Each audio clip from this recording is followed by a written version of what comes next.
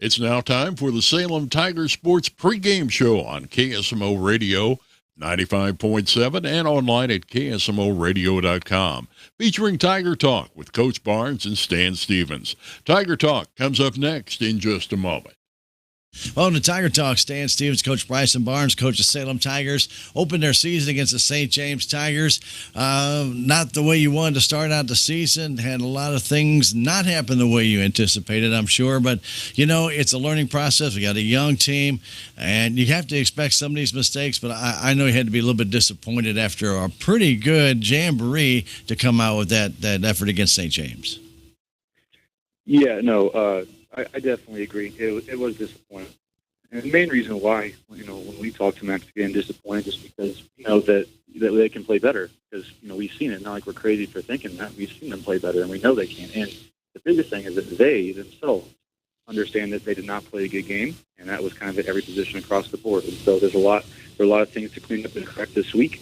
And we've made an effort and emphasis on doing that and righting those wrongs. And, we watched all the film, and it was really productive. So I think that we're taking steps in the right direction, and our mindset is, again, to improve every week from week-to-week basis. What are we doing to get better and to show those results and to show that we can play, again, to the capabilities that we have. When you move up to that next level from playing JV to varsity, the speed of the game is so much different, and the intensity of the game is so much different, and that's something you just cannot teach in practice or even in a jamboree, is it, Coach? Yeah, what you'd start to simulate, obviously, like that true game type, situation, but also just the people, right? The physicality of it, the game, how much the size you have to truly go against, right? Not our scout look in practice, but trying to transition to obviously those bigger athletes, stronger athletes, more experienced, faster, right? So that's one of those things that's hard to replicate. But yeah, again, like you said, it's a lot faster, no matter what level. I think going from middle school to high school to college to pro, whatever level you go. The game always is quicker and faster, and you have to know what to do, and you can't second-guess yourself. And if you make a mistake, you got to make it 1,000 miles an hour. So that's another thing that we emphasize this week is being confident in our assignment. And one of the things on the offensive side of the ball, a couple drop passes here, a couple missed blocks here, and one thing can turn the whole game around. If you make a great catch and you're able to get the first down on the first set of downs, it changes the whole complex of the game. So that confidence level will grow as well, and I think you're on the right track. It's the first game. Put that game behind, learn what you did wrong, and then as I'm sure you with the team sat down, reviewed that game, and said, okay, this is what we need to do better and do better and do better and do better. And, it'll get into the kid's head. Just give them a little time. Exactly. Yeah, like you said. And after we watched that film Monday and we broke it down, we watched it for about 2 hours. And after that, we said, all right, now we're done with St. James. We made our mistakes, got them out of the way. Now we're on to the next week. So, yeah, that mindset, and I think overall we've had a pretty good week of practice. And when you look, you still got 9 games in front of you, 8 games regular season, a district game in there. So you're gonna, hopefully by that time you have improved, and you got Noster coming in. You've got to be ready to play another game, and you can't hang your head from what happened last week. It's over, done. Put it aside. Exactly. Yeah, there's a ton of opportunities left. It was obviously first game very early on. And, again, we're going to take those lessons learned and apply it throughout the rest of the year. Offense struggle, but we're going to talk a little bit about the defense when we do come back on Tiger Talk in just a moment with Coach Bryson Barnes. Something wasn't quite right. I was starting to forget things. I started skipping meetings, and I was tired all the time. Then my wife said, hey, it might be helpful to talk to someone. So I called the Agri-Stress Helpline from Missouri at 833-897-2474. The specialist on the other end of the line understood farming and what we're dealing with here in Missouri, and they helped me out. I'm glad I made the call. Call or text them at 833-897-2474 or find out more on the Missouri Department of Agriculture website. Now back to more of Tiger Talk on KSMO. Welcome back to Tiger Talk. Stan Stevens along with Coach Bryson Barnes, coach of Salem Tiger defense.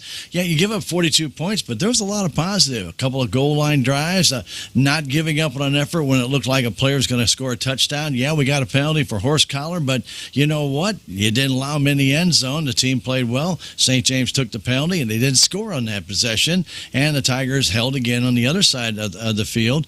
And you look at some of the great plays by individuals in that game. So, Coach, there was a lot of positive on the defensive side. You have 42 points. You don't want that to happen. But when you look at the individual plays, a lot of guys kind of stepped up and are learning the game.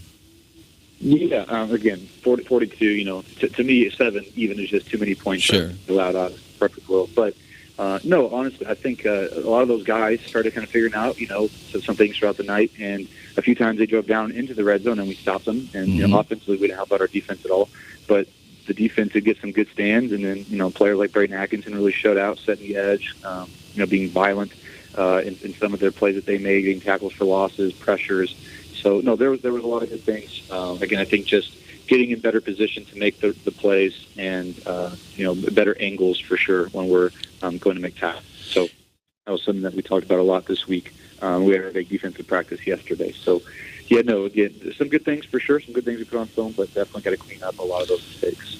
And give St. James some credit. They had some pretty good ideas in play, especially early on in the game. They kind of tried to reverse the field on the Salem Tigers, knowing they're young, they're going to pursue the ball, and they were able to take advantage of some of those mistakes. That's going to happen especially early in the season. But it was something that later on in the game, it looked like the kids kind of settled down and started to be able to stay out there. But, the hardest thing is, Coach, you're on defense probably 3/4 of that game, and the kids started to get tired near the end of the game. Right. I mean, literally, the play count, we had way too many plays for us had to be on defense for. Yeah, I mean, just, back-to-back, and then offense, just, too many turnovers and things, get the ball right back to them. And, again, it's tiring, right? And, what we got to do as a young team, play with eyes, right, and read the backfield, read the linemen, right, or holders from the linebacker position, read the tackles from our outside linebacker safety spot. So, again, just doing all those things right, doing our singular jobs correct, and that's going to make the whole unit better as a whole as they get more experience. And you lost the turnover battle 3-1, and that didn't help a lot either when you put that defense who just made a great stand, and you turn around. I think 2 plays later, there's an interception, and they're right back out there again. Coach, that's difficult on your defense. Oh, no, yeah, it is. Again, the turnovers have to be eliminated. It's unacceptable for some of the ways that they happened. Again, got to be better protecting up front, and we have to make sure we're getting the snap, again, and that's stuff that cannot continue to happen. So. When we come back, we're going to talk about Noster coming to Salem for a home opener when we return with Tiger Talk. Coach Bryson Barnes after this.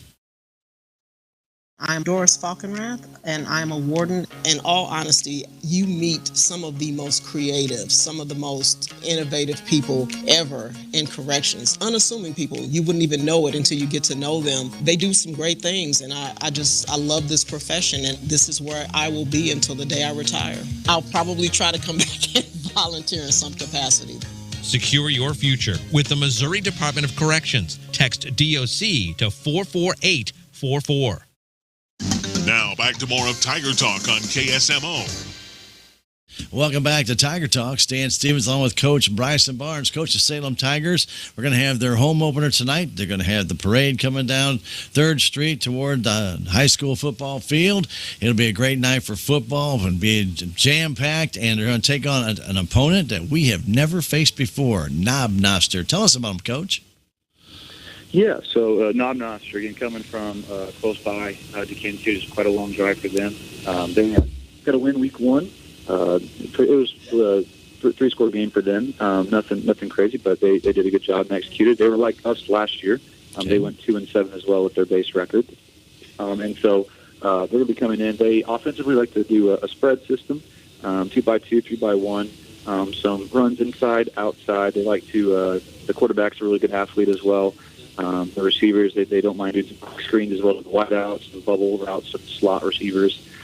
So they'll spread the ball around a little bit, and we've got to be very disciplined with our keys defensively for their offense. And then on their defense, they like to do an off-front defense. They showed a lot of 2 high safety looks. We believe they're going to roll the hit you down in the box, kind of be more there for run support. But, they're going to be a good opponent, and we're looking forward to the matchup.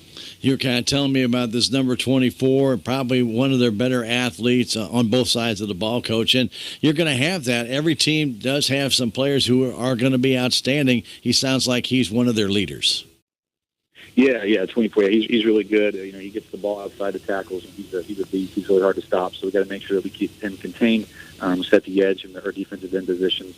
And, just read our keys from linebackers, make sure we're flawless there in the offensive backfield. And defensively, can really good athlete. He's fast to the ball, physical. So we have to make sure that we're aware of him all night. And the attitude for the kids coming home in front of a nice crowd and the parade coming down there, that's got to make them feel a lot better coming off last week. Yeah, we've been excited for our first home game. It's always nice to play at home, and you're familiar with the territory. You get your fans there, and we're excited. It's going to be nice as you walk down the hill when the sirens go. We'll be ready to roll. All right, Coach, the very best of luck against Noster in your home opener tonight at Salem High School football field. Good luck, Coach. Thank you.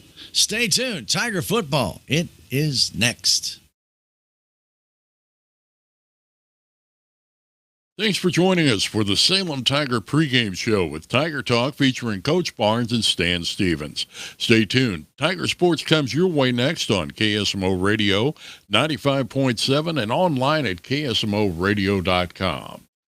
Relationships. It's not just being on a first-name basis. It's a partnership built on trust. This is Scott Ball, president of the Bank of Salem. Since 1883, the Bank of Salem has been serving our local community with the kind of personal service and professionalism that builds relationships. We've earned the trust of our customers with over a century of strength and stability, never once changing our name or compromising customer service. Stop by one of our 2 locations in Salem. Visit our website, the Bank of Salem, Equal Housing Lender, member FDIC. Duncan Family Chiropractic provides chiropractic care to everyone from newborn to elderly. Dr. Duncan treats wellness, sports injuries, chronic ear infections, pregnancy, and more. Ask Dr. Duncan about your full line of supplements, including Juice Plus and standard processed supplements, as well as pain relief, BioFreeze products.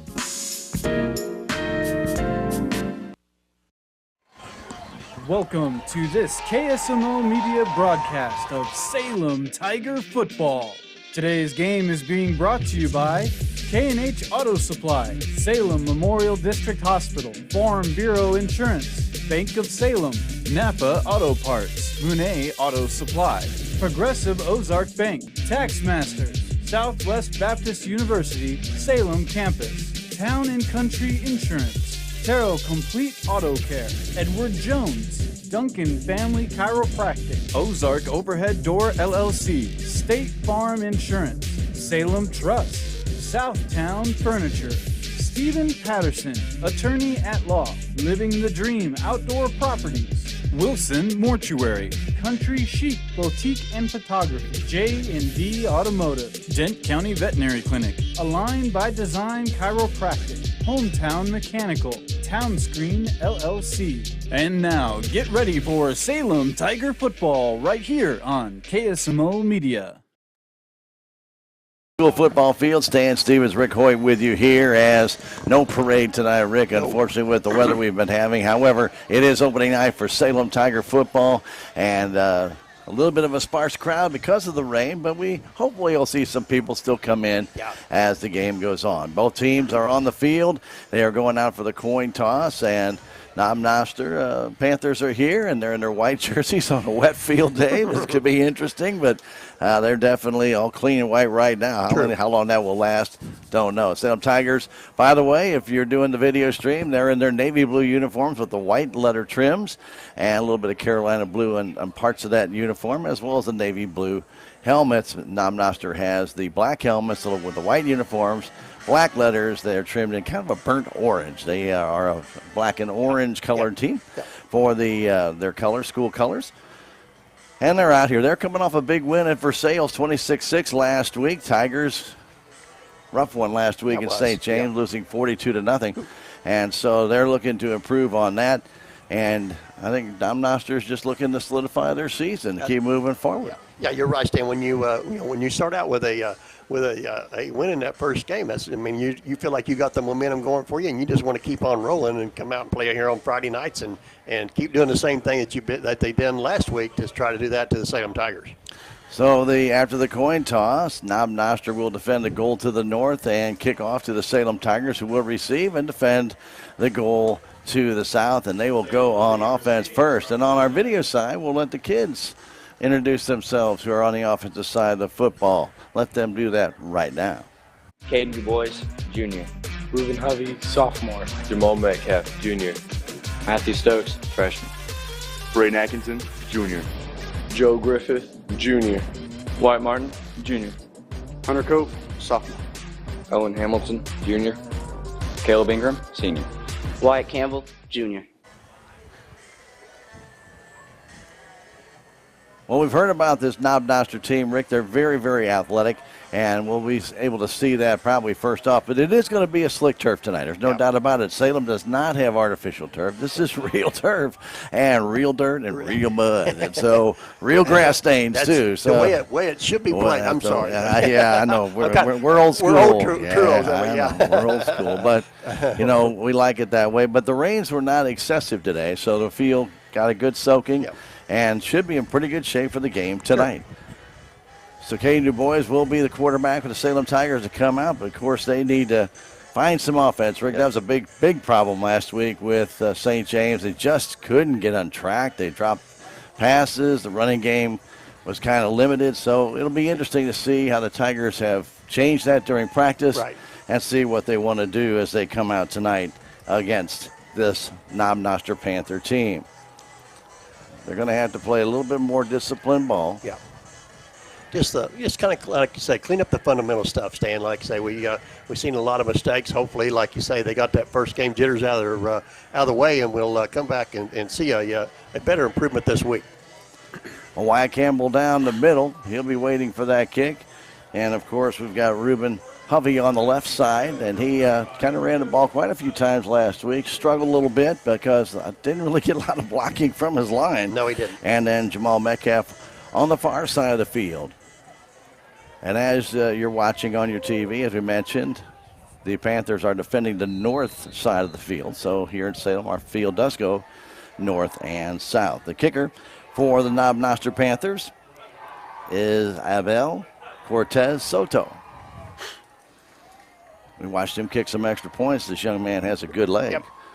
And Campbell's only about the 18-yard line. The kick is right at Campbell. He takes it at the 14. Campbell dances to his right side, trying to get around the first wave, and he gets a pretty nice return across the 30 to about the 31-yard line. That's where Salem will start out first and 10. Brought down, I believe, partly by number 35, Carter Boulay. Yeah, I would agree with you on that. We're going to start out just outside the 30 stand. I imagine right around the 31 is where it kind of looks like they've got the stick down there. Where the referee maybe is just holding his foot there. A smidge shy of it. Okay, here we go. So Du Bois. Two receivers to the left side, one to the right. Hovey in the backfield.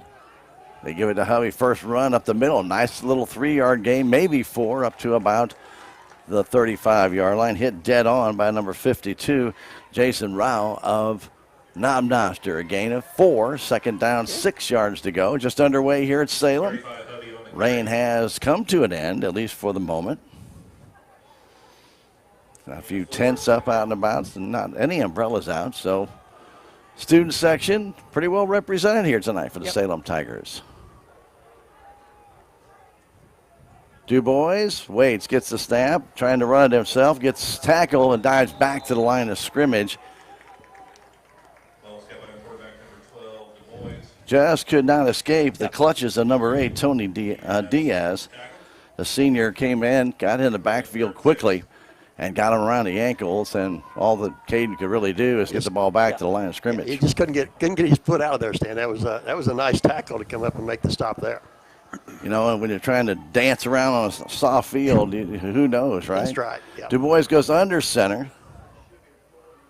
Oh. And trying to, looks like, did not get that ball off to Hovey very well, but they're still going to gain about 3. It'll bring up 4th and 2.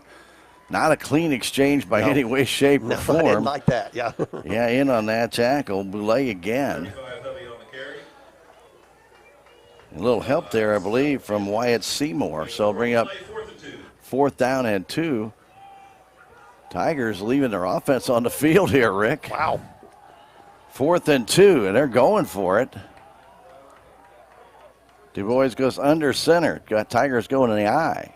Whoa. And coming across and maybe giving Salem an easy first down was Trevor Harvey. Yeah. And it looks like the Tigers, Caden Du Bois, was able to draw him off. Yeah, he did, Stan. And a first down for the Salem Tigers. Still don't think that Salem had any intentions of even snapping that ball, Stan, and I think that's exactly what the Coach Barnes had in mind there, was to try to draw him off sides, which he did. Nice job by Caden. First down of the game belongs to Salem Tigers. Ball at the 43-yard line, far hash mark. Du Bois in the shotgun has to take another high snap. That was a big problem last week, and he's taken down for a 5-yard loss. 3 Panthers got back there in a hurry, led by Jason Rao. I think 2 of them got hands on Du Bois. He was not able to escape. Loss of almost 4 yards. Yeah, he didn't have a chance there, Stan. Ball to the 39-yard line. Second down, we're going to call it 14 here. First quarter action, no score, just underway. Hope you enjoy the game tonight from wherever you might be. Tigers going wide to the right side is 2 receivers. Metcalf to the left side.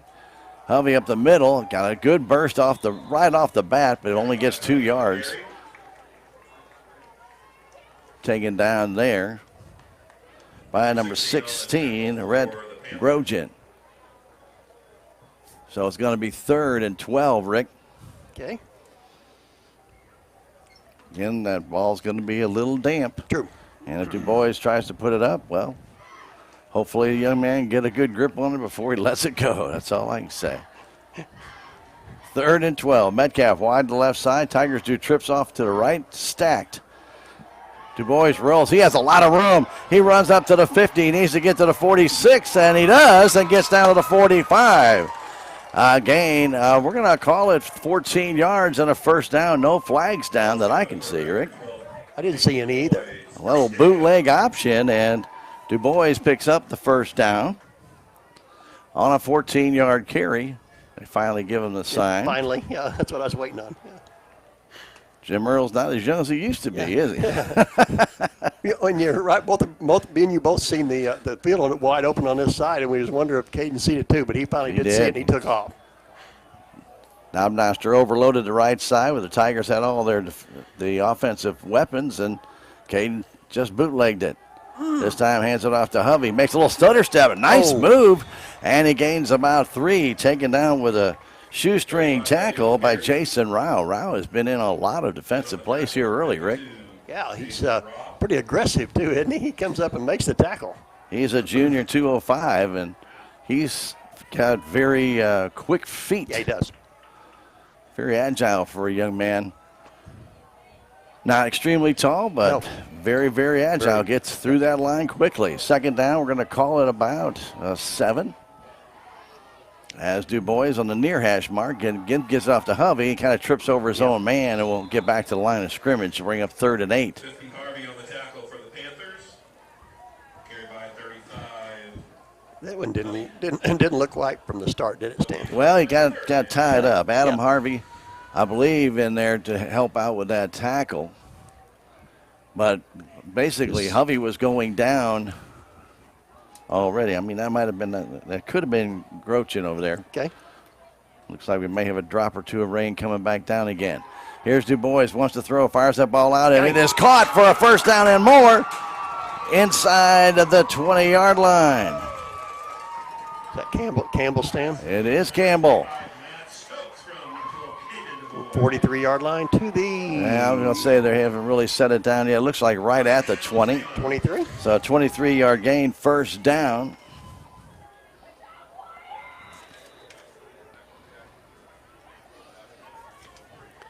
This will be 1st and 10 from the for the Tigers. Campbell made a nice play there. Yeah, he did. Wide to the right goes Cash Howard this time. 1st and 10. Salem at the Noster 20. Now to Hovey up the middle, and Hovey spins, turns, and gains about 4. It looked like he was hit there by Eli Avery, if my number's correct. Okay.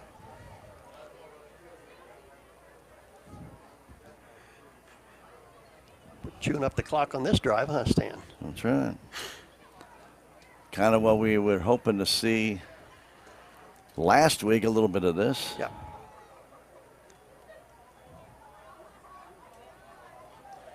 I don't think that was Avery Rigg. I think it was Diaz that made that Was it? tackle. That made the tackle? Okay.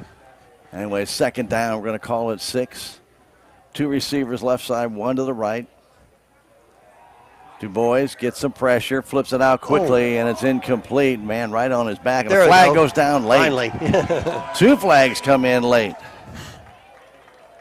I think the one referee, the back judge back there standing, couldn't get his flag out. Sam Livingston is going to be called for pass interference. He was over top of the Tiger receiver, Rick, but it was pretty close. Yeah. He's reaching over. But in high school football, that tends to get called. Very, very easily, doesn't it? Yeah. And so the flag is thrown at the 12-yard line.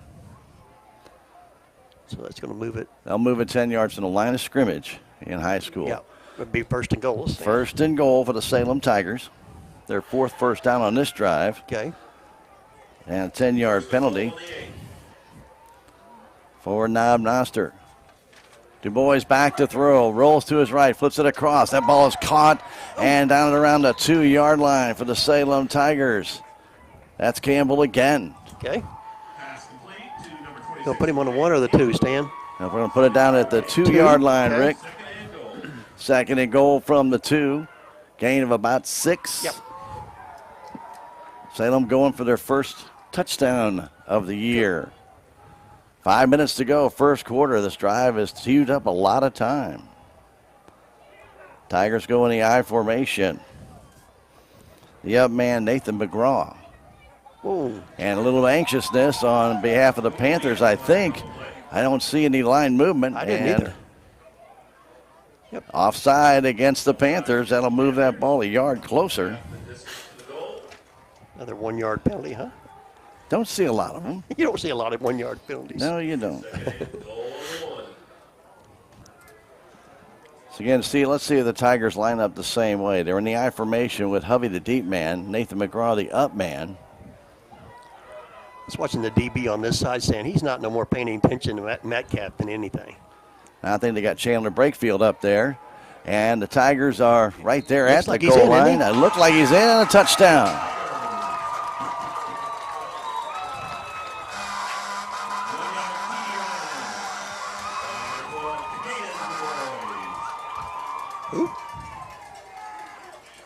I think it was Brakefield, wasn't it?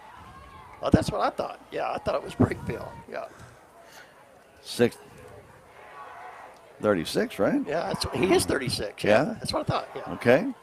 So here in the first quarter, Brakefield in for the 1-yard touchdown, the first touchdown of the year, but no signs by the officials for the longest time. No. Didn't know if he actually got in. Metcalf for the point after. The snap is back. The kick by the young man twists and turns, and it's good. So the Salem Tigers come out, and on their first initial offensive possession, Rick, here at home, they take 7 minutes, 32 seconds, and they go in for a touchdown. They lead Noster by a score of 7-0 here in the first quarter. That is exactly what they were looking for. And the point after by Metcalf gives the Salem Tigers that 7-0 lead. And now we'll see what the Tiger defense can do. They were on the field. Du Bois actually took it in. I'm good to make the change. Yeah. Couldn't tell from our angle no. if Brakefield got the ball or just blocked for him, but we'll take the touchdown. Yeah, that's We're good. You bet. It doesn't matter. Yeah. We're good. From our profile here at the press box, that's about 70 yards away. So, hey, we'll take the score. We needed the touchdown. That's right. We need a touchdown. Very good. So Tigers, again, a beautiful drive of 7 minutes and 32 seconds, Rick. Wow. 7:32 in that first quarter. And kind of, it was kind of helped out a little bit there by Noster on the penalties that they endured, especially on the fourth and two. Yes, yeah, that was a big penalty right there. That kept the drive alive, and the Tigers took advantage of it, and took it down the field after that. A couple nice catches by Wyatt Campbell as well. And got to give Hovey some credit, too. He Yep. made a couple of nice Yeah, he moves. And on this kind of, you don't know what kind of turf out there, he know. did make a couple of nice cuts. You know, and you can see, like you say, I mean, it looks like, from both squads, Stan, and I can see it doesn't look like a lot of slipping. No. I mean, it looks like they're planting and being able for it to stick. So far, so good. James Williams back deep, along with number 6, Morgan Elwell, for the Tigers. They will have kicking off, and sometimes it's musical chairs with them. Okay, who we got now, Stan? Well, I believe, Rick, we're going to have Matt Stokes kick off. All righty, let's go with Matt. Williams to the left, Elwell to the right. And it's a shorter kick. It's going to come down and comes down toward Elwell at the 20-yard line. Goes towards the middle of the field. Styles trying to cut back. Breaks a couple of tackles. Still on his feet to about the 37. Nice 17-yard return for the young man. Just kind of weaving his way. You do see a nice little divot out there around the 30, Rick, for a foot. I did see the one there, didn't I? So talk about softness of the field. There's a couple There's going to be places. spots. Yeah, you're exactly right. There's going to be spots. There's no doubt. You bet. Noster coming out. They got 2x2. Yep. The running back looks like Sam Livingston out there with the quarterback, Trey Payne. They're lined up, way to go, and they do spot that ball down actually to 38. So wow, they did move it, didn't they? They did. Wow. A little shifting here by Noster, putting trips to the left. Now man in motion from left to right, and movement on the far right side. I believe that was Red Grosjean. I think it was that too. moved. Yeah. He just Kind of kicked his foot up, didn't he? Yeah, kind of leaned a little bit too quick there, Stan. You're right. Maybe he lost his balance, right? He may have. I think he was anticipating his snap, Stan, instead of watching the ball if he couldn't hear. Yeah, maybe he couldn't. Yep. 2x2 again on the receiving core. They want to throw it very quickly to get outside, and the man had to go down and try and field it. That was Grosjean, but he couldn't catch it as the ball was thrown too short. Anytime in high school you go down to your knees and catch the ball, you're down right there. You're done anyhow, yeah.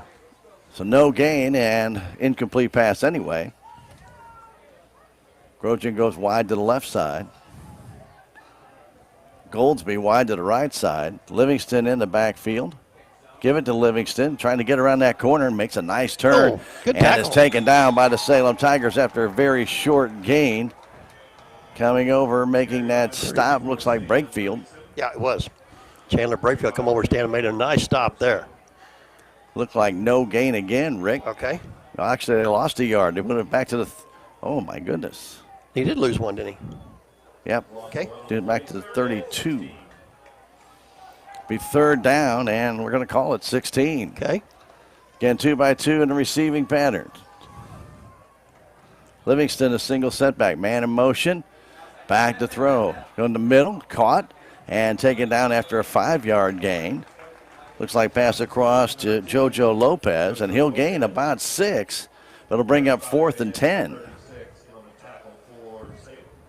Actually, they spot him at the 39, and it'll be 4th down and about 9.5. And as of right now, we do not see a punting team coming out. Now we see the change. Yep. So the Tiger defense come out. Got a little help from a penalty, Rick, but You've done a good job of tackling there, Stan. slowed down Noster. They will punt. Metcalf drops deep. And they're going to fake that punt. And the Tigers have Grosjean down. He's taken down at the 35. Excellent play by Brakefield to get in there and tackle the would-be punter. And Red Grosjean, I believe, is the punter. I think he's still down, Rick. Is he? Oh, no, he just had his helmet off. Be a 2-yard loss, Stan? And it'll be a 2-yard loss. Gotcha. Oh, no, it's a 5-yard loss. 5-yard loss, okay. Well, now they move it to the 35. They've moved that ball around quite a bit. So Salem with excellent field position. The fake punt by Grosjean did not work. Salem was aware to it, and Brakefield with a nice tackle. So the Tigers, 2 receivers to left side. In motion is Campbell. They give it to him, trying to do an end around, and cuts up field, but he's not going anywhere. He is cut down by the Trojans. They did not, our Panthers, I'm sorry, they did not allow him to get outside whatsoever. Good pursuit. Didn't fool anybody and lost a yard. So Wyatt Campbell trying to make that inside handoff end around. It didn't work. On the far side of the field, 2:18 to go, first quarter. Salem with a 7-0 lead over the Panthers of Noster. Du Bois under center. Hovey the single setback. And around again, this time the other way, and again, not going anywhere. Campbell again, the ball carrier, and a loss of 2. I don't know what the coaching staff is seeing right there, Rick. We had good success going at the line, and now we're trying to go outside the line, and then that's the athleticism we were hearing about this Panther team. That's right. They can pursue, and they can cut you down. Yeah. I think, like you say, their overall team speed, I think, Stan, is pretty good. Right now, 3rd and 13. Tigers, 2 receivers to the right as Du Bois goes back in the gun. Double tight end. He goes back to throw, stops, fires that ball out, almost intercepted. Tipped out of bounds by Noster, and it'll be up 4th down and 13. Well, here in this area, you could legally and probably go for it. Yeah. Unless you want to try and bury him down by the goal line. I'm not sure if Metcalf's that good a punter yet. True. Yeah. He's a young man. Yep. Don't know what his skill set is. That's right. We don't. So Tigers line up to go for it. And a timeout called by Salem with 1:17 to go in the first quarter. Salem Tigers lead it 7-0. We'll come back in 30 seconds. This is Tiger Football on KSMO Media. If you have the audacity to believe a financial advisor should talk with you, not at you. If you believe access to your financial advisor should be a right, not a privilege. Join the nearly 7 million investors who think like you do. FaceTime and ThinkTime make a difference. Join us. Join us. At Edward Jones, it's how we make sense of investing. Call Joe Brand in Salem at 729-3831.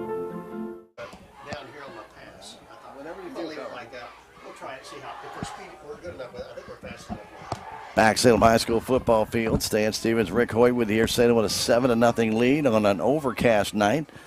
Rick, it looks like most of the rain has stopped. We've seen a few drops come down. Yeah, a few a little bit. And we see a little bit on the tent out there. Not too much. Not too bad. Got a little bit in the window, but that's not bad. Yeah, we're in pretty good shape at this time. Tigers with a 4th down and 13 after their 7-minute, 32-second drive to open the game. And, boy, that was an impressive drive. A little help from a penalty, but we'll take it. Yep. So, Tigers look like they're going to go for it. They got something wrong with the clock, I think, or something, Stan. They're wanting to try to get figured out here. Well, they lost 2 seconds. It was at 1:17. Now it's down to 1:15. 1:17.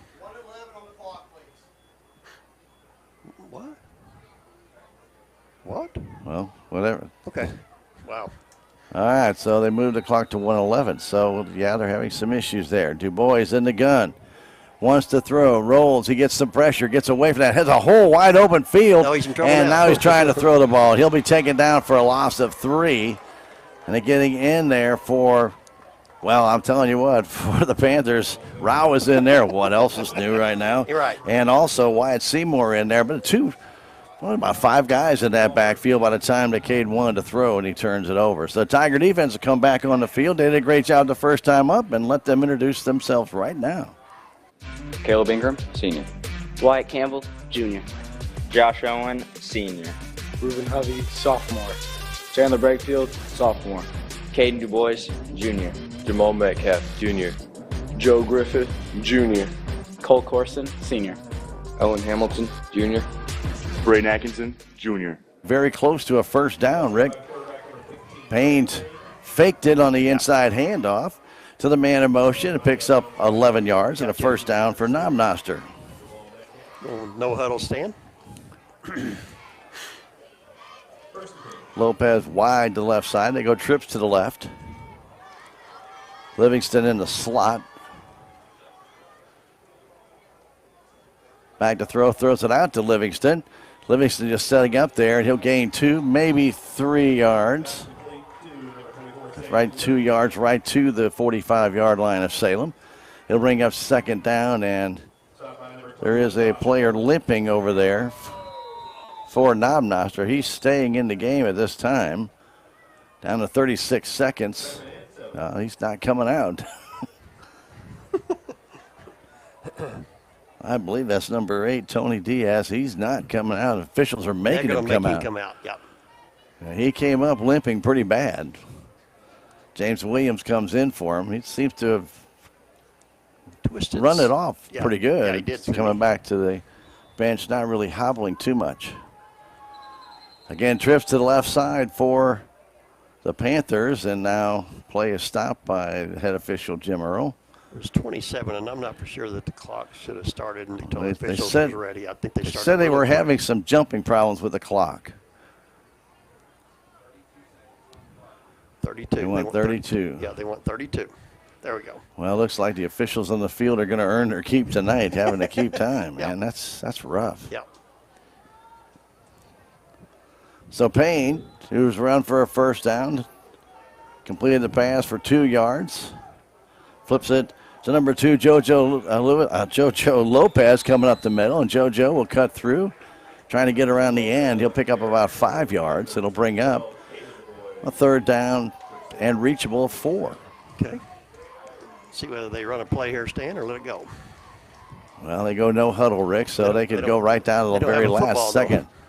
The play clocks aren't working at all. Down to 3, 2, and 1, and did not get it off in time. We have played 1 quarter here at Salem. Our score, the Salem Tigers 7 and the Panthers of Noster nothing. We're going to come back in a minute. This is Tiger Football on KSMO Media.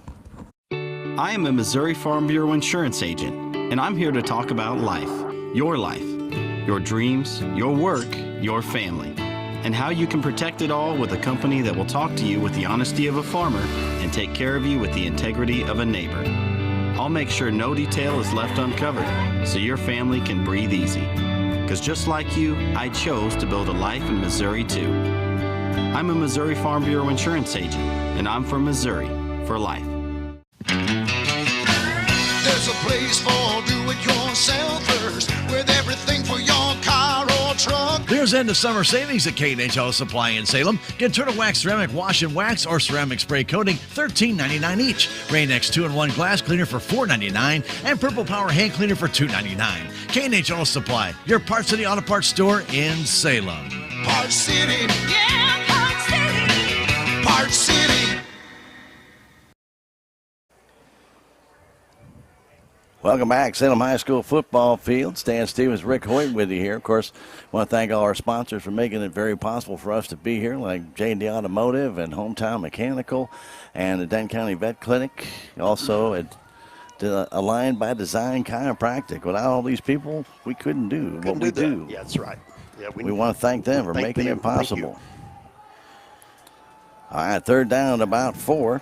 Holding on to it is Payne, and Payne now gets it outside, and I'm not sure. Diving forward, I think he's a little shy. He'll bring up 4th and a yard. Payne had a man open. I don't think he saw him, Rick. I think he was trying to get out of there, Stan. He got some heat up the middle, and I think he was just having to get out of there.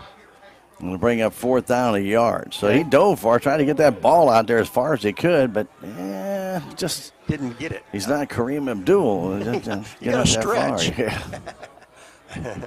All right. Handoff up the middle, and a first down gathered there by Adam Harvey, their running back. He gets about 5, maybe 6, right up the gut to the 33-yard line. I believe Wyatt Campbell in on that tackle initially. Okay. First down for Noster. That is their second first down of the game.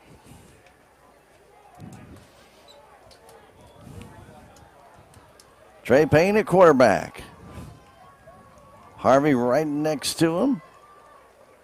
As Payne gets it, keeps it himself, moves to his right side, has a lot of running room, gets to the outside and gets tripped up. Campbell with a heck of a tackle out there. Kept him from getting more. And he's still going to pick up about 7, maybe 8 down to the 26-yard line, Rick. That's a heck of a tackle by Campbell. Without that, he's going to turn that corner. Gain of 8. 2nd and 2. Trips to the short side of the field. Low snap, hand that ball off to Harvey. Harvey through the middle for the first down. He's going to get inside the 20-yard line to about the 19. Campbell there also for the Salem Tigers. Number 78, Joseph Griffith. Another first down for Noster. This is that athleticism we heard about. Yep. Just underway second quarter. Salem with a 7-0 lead, but Noster is threatening here. And a timeout called by the Salem Tigers with 10:02 remaining in the first half. 7-0 Salem Tigers on a 1-yard run by Du Bois. And we'll come back in 30 seconds with more Tiger football on KSMO Media. Every project is different, which is why Salem Truss uses modern engineering software to design, then construct quality trusses for your home, barn, or business. The size of the job doesn't matter, but the quality of the work does, which is why Salem Truss will deliver their trusses anywhere. Proud to support the Salem community, they're open Monday through Thursday from 7:30 to 4:30 and Friday from 7:30 until 11. For more information, call Salem Truss at 729-9276. Overcast night in Dent County, football weather. This is truly football See weather. a few umbrellas has come back up, Stan. Yeah, there's a little sprinkle out there right now, Rick. I see it on the window, and I see it on the tent in front of us. Yeah. But for the most part, that heavy rain that we got earlier today, that has stopped. Kind of stopped, hasn't it? Yeah. Hopefully this light rain will pass by, and we'll get a nice dry rest of the game. In the meantime, Panthers on 1st and 10, ball at the 18-yard line. Far side of the field and in the far hash mark. And that ball back off up the middle to Harvey. He doesn't get much this time.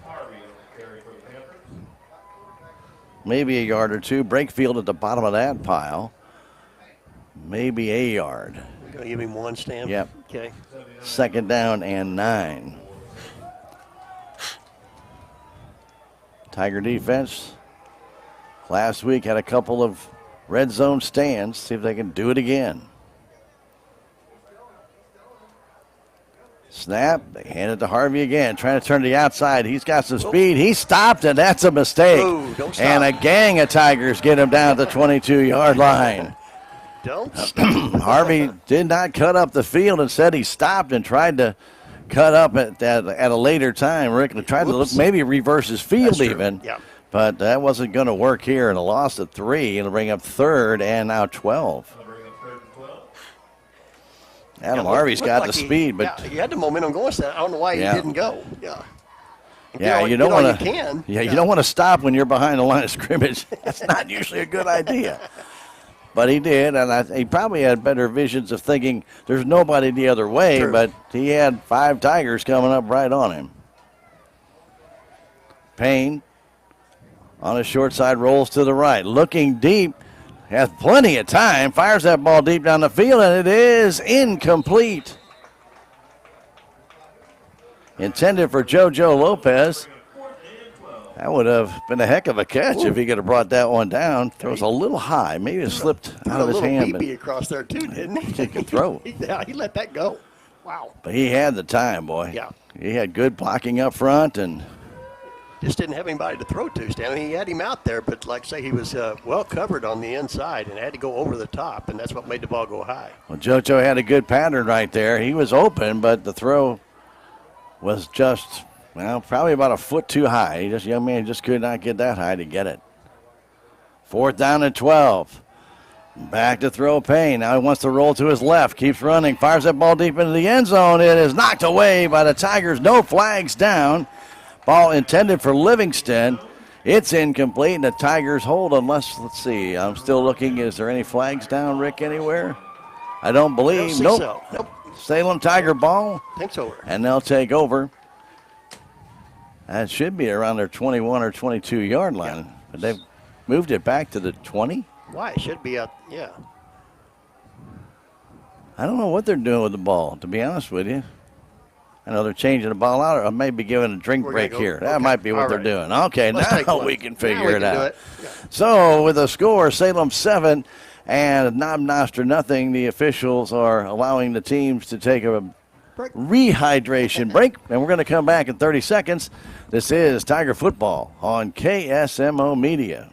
Southwest Baptist University campus in Salem provides quality higher education close to home for residents of Dent County and the surrounding areas. The classes at SBU Salem campus are taught in the afternoon and evenings, making a degree attainable for people who are in the workforce or can't afford to go off to get a degree. We offer degrees in nursing, which is an RN bridge program, elementary education. For more information on the degrees and programs, please contact admissions counselor Chris Welch to schedule an appointment as a prospective or returning student. Well, they are going to spot the ball at the 20, and we still have no idea why. Yeah. After the ball was put back at about the 22-yard line, they put the nose right at the 20 like it was a missed field goal.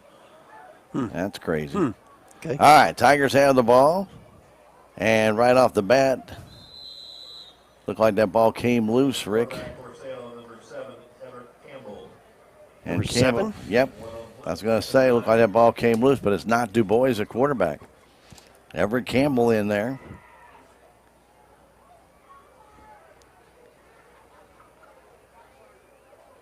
Don't see Caden over on the bench. I saw somebody running. I did see some down that way, so don't know. Okay, we'll give Everett one. Yep, Campbell goes under center. Gets it, flips it back out. Hovey gets a nice block, and we're able to turn that ball up to the 25. A gain of 5 will bring 3rd and 5. Okay.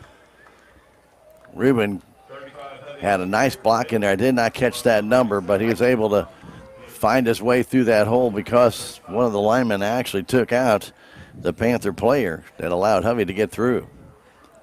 I think it was number 75, Stan Owen Hamilton, I believe, on that side. It may have been. That was a real nice block to open that up. It opened up and gave him a little crease. Yeah. 7:35 to go, or actually 7:30 now to go in this half. Salem with a 7-0 lead. Campbell back under center. Brakefield the up man on a 3rd and almost 6. Long count here. And Tigers have to call a timeout. That's it. Their 3rd timeout of this first half. They're out of timeouts. And with 7:15 to go in a half, it's the score. Salem 7 and Noster nothing. Back in 30 seconds. This is Tiger Football on KSMO Media.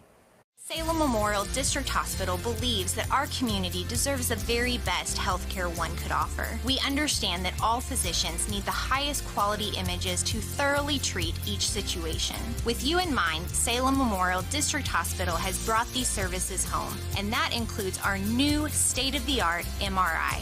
Don't waste your time and money driving long distances. Let us take care of you here at home. Salem Memorial District Hospital. Every patient, every encounter, every time.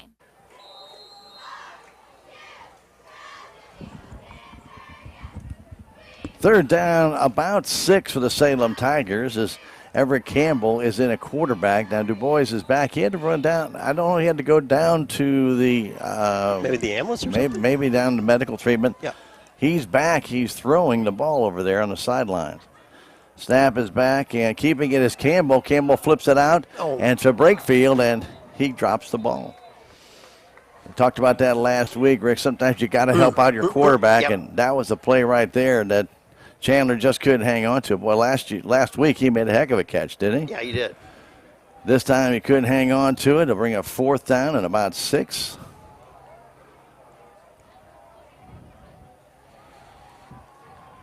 Looks like Salem going to punt it away. Yeah, they'll have to punt here. Livingston drops back at about the 40-yard line. Metcalf will take a step or two back to about his 14. Snap is a good one. Getting pressure, though. He gets the kick off right toward Livingston, and the flag is down. Takes a big hop, and Yummy fumbles the football. And the Salem Tigers may have this one. They're battling for it still. I'm not sure really who has that ball, Rick. I'm looking right down there. Of course, I got a bunch of legs to look through. You got the Beanox on it. I do, and I'm sitting there. I still can't tell you who has it. They're saying Salem would have the ball, but Rick, you said there's a flag down. I think what he's going to call him, I'm not for sure that Metcalf actually was kept backpedaling when that was snapped. I don't think when he backed up, I don't think he ever stopped. Oh. Yeah, when he was backing back out of there after he got everybody set and he was backing up, I think the snap come before he ever got set. If the play stands, Salem would have the ball at the 38-yard line of Noster. I did not see who recovered the ball. Of course, everybody was in a mess down there. Like everybody was standing around. So, official Jim Earl is talking it over. The Noster coaching staff, Mike Franklin's there, explaining the situation. We don't know yet. It looks like he's pointing there to Salem Tigers' ball. Let's see if that is the case. Oh.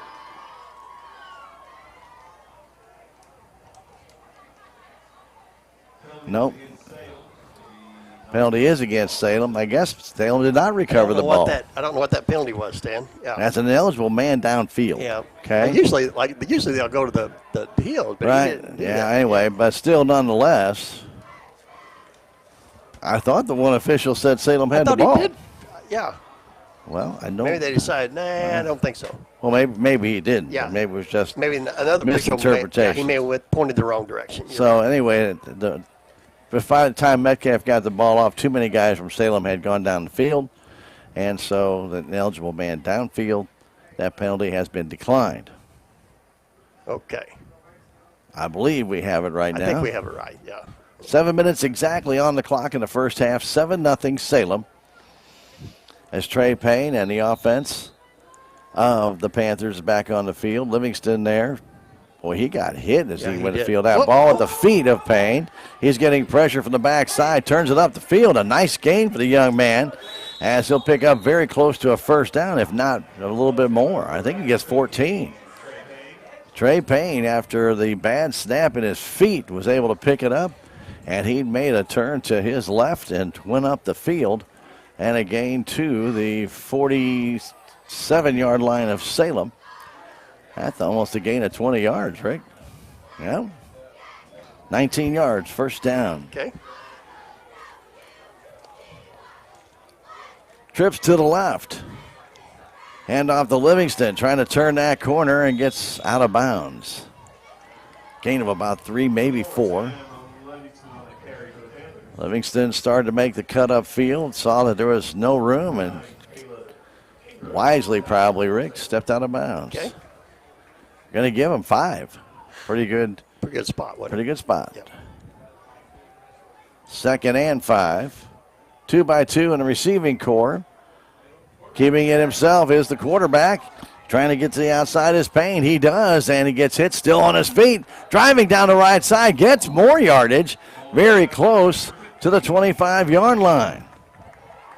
All the way from the 43 to the 25. That's an 18-yard gain and another first down for Noster. Their 5th of this first half. 6:20 to go. And the Panthers offense rolling now. Yep. On a couple almost kind of broken plays, but they really picked it up. Livingston trying to weave his way up the middle. Breaks a tackle, still on his feet, driving across the 20-yard line. And one of the Tigers reaching for his ankle, Rick. Yeah. That's not a good sign when you see a guy reaching down. That's Hunter Cope. He probably needs to get off there if at all possible. And another player trying to limp off as well. That's Wyatt Campbell. So Tigers had 2 guys go off on that play, yeah. Get hurt on that play. 2nd down and 3, a gain of 7. 5:59 and now counting. Hand off to Livingston. Big hole for Livingston up the middle. Still on his feet inside the 5 to about the 3. Taken down by the Tiger player Everett Campbell, but it's 1st and goal for the Panthers. They're down at the Tiger 3-yard line.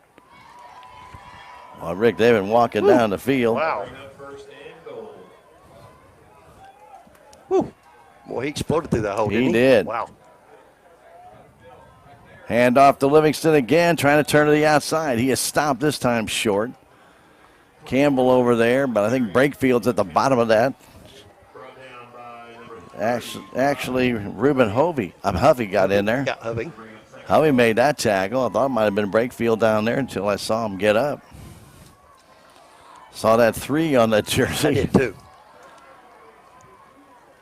5-10 and counting. Second and goal from the 2. And a little movement up front. That's going to cost them 5. I believe that was number 57, Wyatt Seymour, that moved first, and another man on the end moved. Yeah, he caused the other guy to go with him. Yeah. I believe so. That's 5 penalties for 26 yards for Noster, and a couple of them come at inopportune times for the Panthers. This one, the 2-yard line, moves it back to the 7. 5 minutes and counting. First half, 7-0 Salem Tigers. Tigers scored on their first possession of the game. Livingston goes to the right of Payne. Low snap again. Payne keeps it himself up the middle, trying to dance through, and he is just running into player after player. Finally goes down at the 5. Finally pulled down by the Tiger player, number 78, Joseph Griffith. But there are 3 other Tigers just holding him up. Everybody hang on till y'all get there, yeah. That's what it kind of looked like, didn't it? It looked like when Griffith finally got him from behind, was able to pull him down. Yeah. But third and goal still from about the 5. 2 receivers to the right side. That's Grochin wide to the right. They give it off to Livingston. He's got the speed to turn the corner, and does he get there? He dives. He's in for the touchdown. Livingston, he got the speed and just got in. A 5-yard touchdown run, and it's a 7-6 ball game here in the second quarter at 4:03 left to go in the half. Yeah, he had the outside out there, Stan, and he needed about, I think it looked like about every inch of that to get that ball into the end zone, but that was a nice run on the outside. Cortez Soto in for the point after to tie this game up. Snap is back, and the kick, he drills it. It looks good, and it is good. 7-7 ball game with 4:03 to go here in the first half as Cortez Soto blasts it through. That's one thing we saw in the pregame. That's why we like to watch the pregame a lot of times here in high school. And if you ever get that chance, you ought to see some of the athletic ability of some of these youngsters. You may not see on the football field as they're still developing, but when you see a leg like this kid's got. Yeah, I mean, we realize, like you say, that they're kicking not under pressure, but but it's some of these kids are kind of amazing to see what kind of a leg that they do have, just like that, just like he did right there, and he showed it right there. Yeah, he drilled that one, and we were watching that in the pregame, and when he was hitting those you just say basically a chip shot, but he's drilling it. He's going back, and he is absolutely smoking it. He's not holding it back. No, not really at all. So yeah, he was. Very impressive young man kicking the ball, and he's just a junior. He only weighs 130 pounds, and he's got quite a leg for a smaller guy. I'm going to guess Sandy's a soccer player. Well, we had a soccer player. Yeah, we had. Remember Eli Jones? We've had, like I say, we always look forward to see what kind of a foreign exchange student we would get, didn't we? Well, that was in the good old days. When wasn't it? That's about the only recruiting we could do, right? Go over find there a somewhere kicker. and find us a kicker. Those were fun days. That was neat, yeah. They didn't know what they were kicking for, but they just bit between the pipes. Kick it between the pipe, yeah. That's all you got to do, kick it between the pipes. Don't worry about the rest of it. All right, Cortez Soto to kick off. 7-7 ball game. This has been a good game for the crowd. It just has picked up a little bit. And the kick comes down, and boy, that ball just died on the turf. Picked up by Campbell. Campbell down the right sideline trying to go back against the grain, and a flag comes down.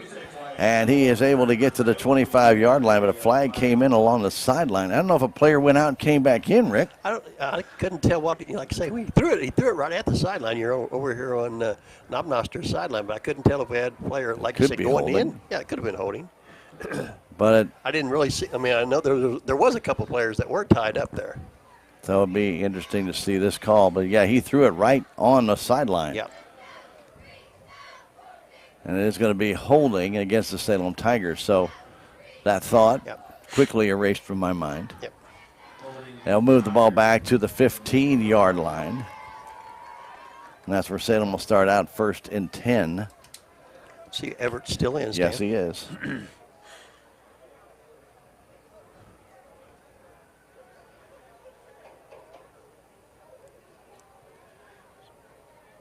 I'm trying to find Caden on the other side, and I'm not seeing him there. Kind of a glare, yeah. Yeah. Sticks are going the wrong way. There we go. Campbell in the shotgun. Hovey with him. High snap. He almost ran over the head of Hovey. And Campbell trying to take it himself. He gets hammered right at the line of scrimmage. And knocked backwards. I believe it was Tony Diaz that hit him and put him back on his backside quickly. Campbell trying to turn that corner and took that snap right off of Hovey's helmet. I mean, yeah, it was, and he had to go up and get it. Yeah. So Everett Campbell at quarterback for Caden Du Bois here in the second quarter. Ball the 15, no gain on that. Goes under center and then bounce line to the right side, trying to get it outside and trying to turn that corner and getting nowhere. Hovey just ran out of room. Nowhere to go, Stan. Nowhere. Again, no gain. And it'll bring up 3rd and 10. The Tigers had a great first drive going 7 minutes, 32 seconds, taking it from about their own 28-yard line all the way down the field, 72-yard drive. Yeah. Culminating in a touchdown, but their offense, after that, Du Bois got hurt or is not playing for a reason. Yeah. And so far, the offense has not caught back up with Everett Campbell. So 3rd and 10, handing that ball off and diving forward is Hovey for a couple, and another Tiger player is down.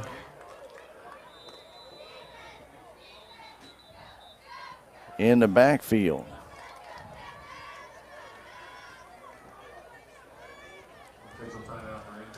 With 2:09 to go in the first half.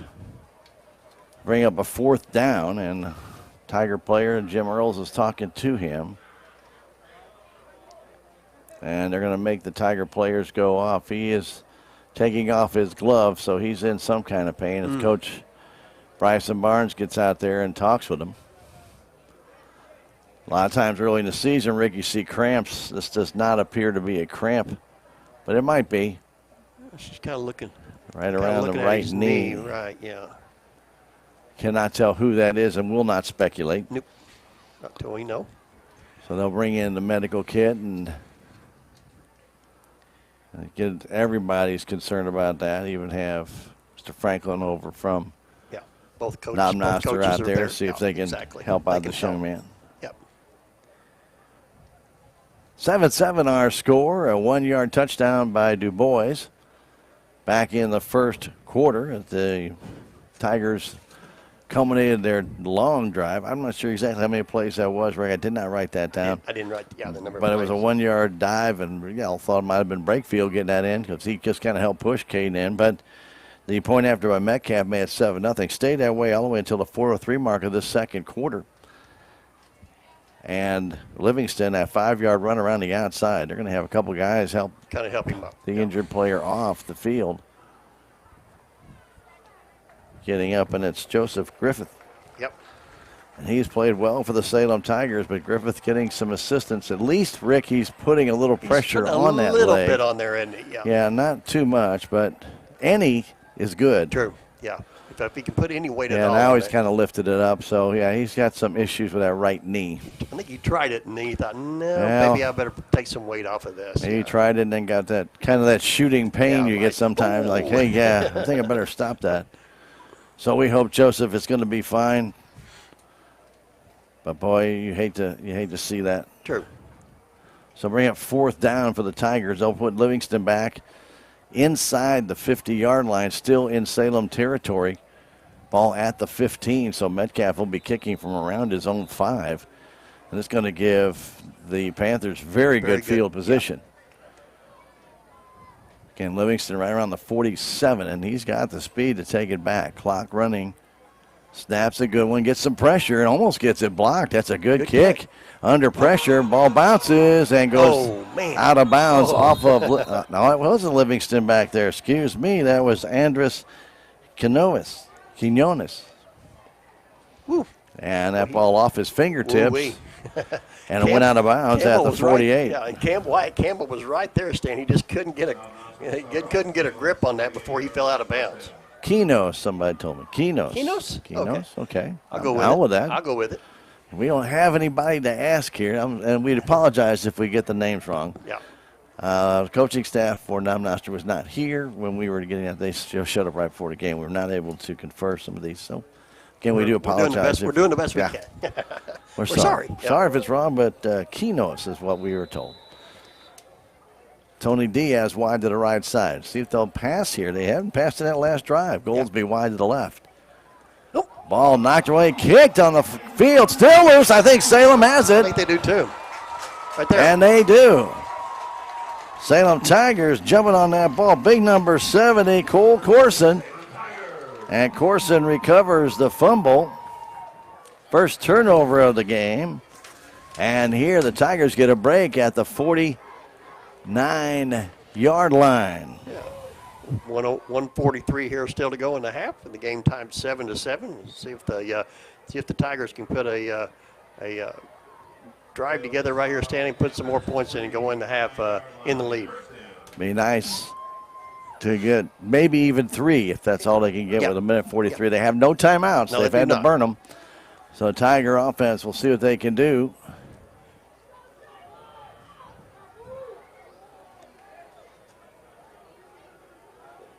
Campbell goes up and under center. 1st and 10, ball right at the 49-yard line. Handing that ball off, and it looks like the Tigers. Josh Owen might have gotten that handoff there, Rick. Stan, I think you're right. And he gets really no gain. Okay. Josh coming off that concussion protocol. Coach Barnes said may not need him in the offense, but if we do, we'll use him, yeah. As long as he's okay, yeah. Absolutely. Health is first. Second right. down 10.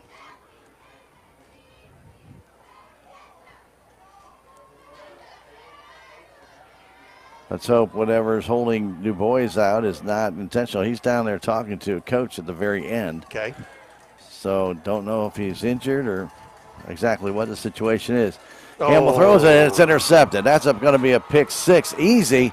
What a nice read by number 7, Ray Goldsby, and he takes it all the way for a touchdown. That is going to be a 53-yard touchdown interception return for the Noster Panthers. Boy, he read that all the way. He almost like he baited him on that one, Stan. He left him open, and then once he seen that Everett ran back to throw the ball, he just stepped right in front of it, and it was all over there except for just putting it in the end zone. Exactly what he did. Nobody back to try and catch him, and Goldsby just outrun everybody. Everett Campbell's not going to catch him. No. And with 46 seconds to go in the second quarter, Noster takes the lead 13-7 with Cortez Soto coming in for another shot at trying to kick an extra point. Yeah, it was a good read and timeout called by Noster. 13-7 our score. We're going to take a 30-second break and come right back. This is Tiger Football on KSMO Media. Southtown Furniture. Southtown, where the bargains are. We've got everything from furniture to appliances. Quality floor covering. We won't be undersold, you'll see. To you, that is our guarantee. Southtown Furniture, where the bargains are.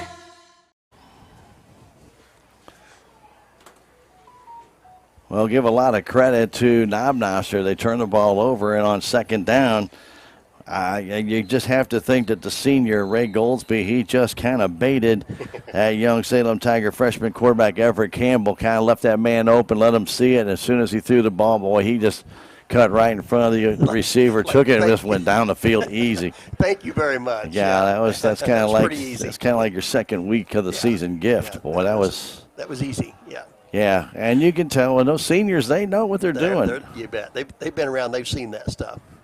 All right, Cortez Soto for the point after. The snap is high. A little trouble there, and he tries to get it off, and it's short. No good. Kick comes up short.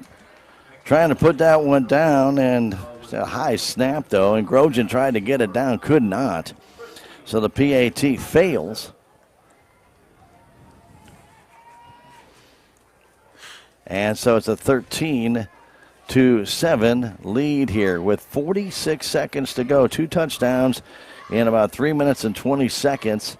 And again, that's Goldsby coming out of the defensive backfield. Picked that ball off, takes it 53 yards on the INT interception, a pick six as they like to call them. Yep.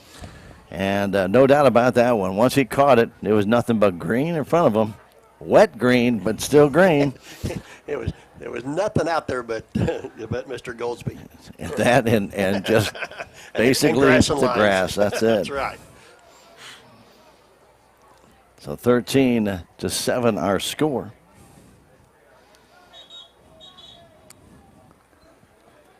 So the Panthers with 2 scores here in this second quarter late to take the lead.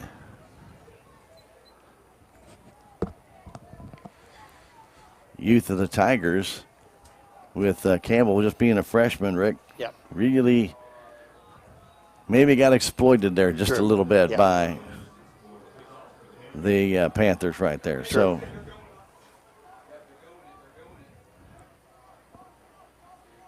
better be looking for that onside kick, Rick. Exactly.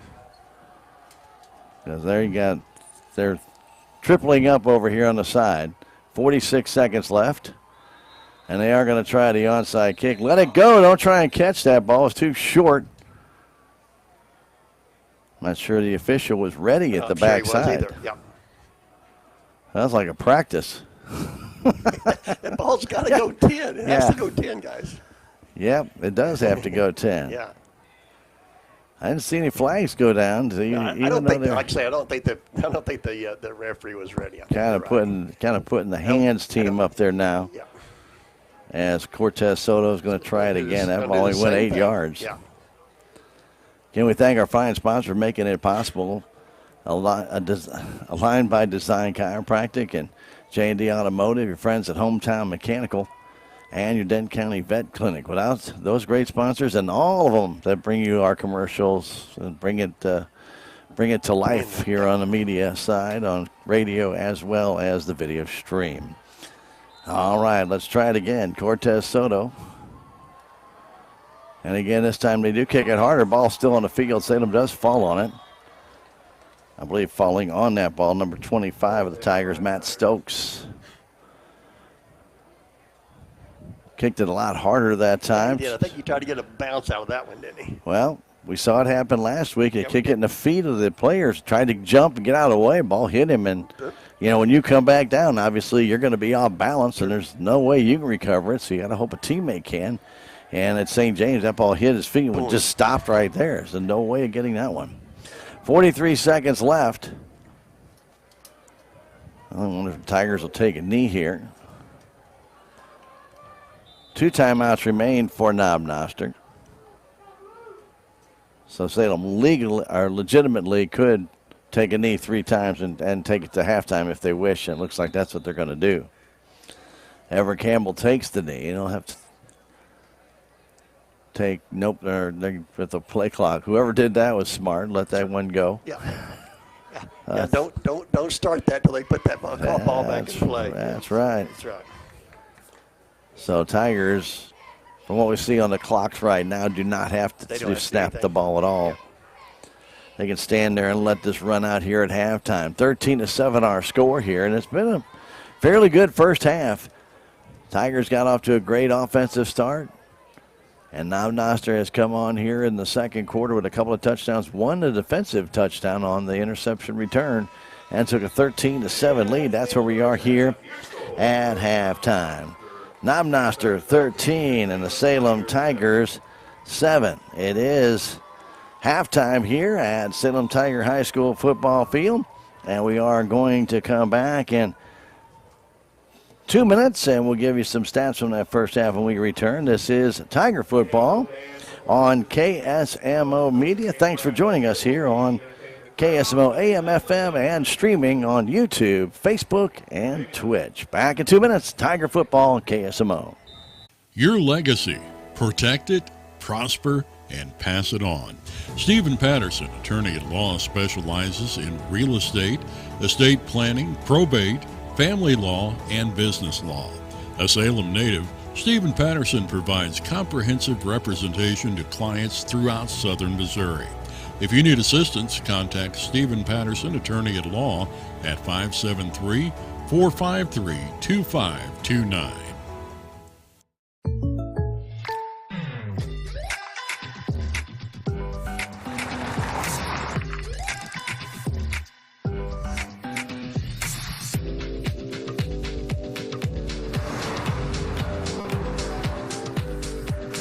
Your surprisingly great rates? Contact your local State Farm agent today.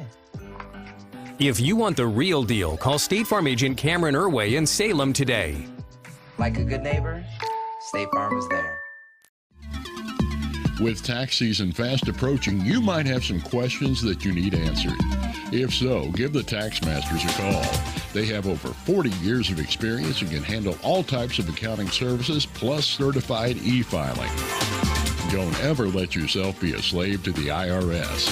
Come and see Jackie or Beth at Tax Masters, located at 107 West 4th Street here in Salem, or call 729-3001. Terrell Complete Auto Care is a full-service auto repair center in Salem.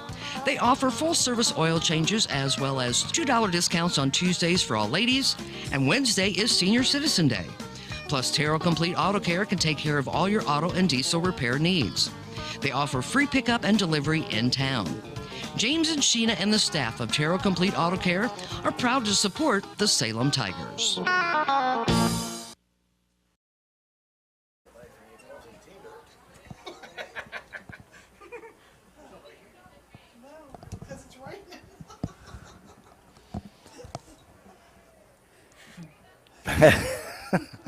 Back Salem High School football field.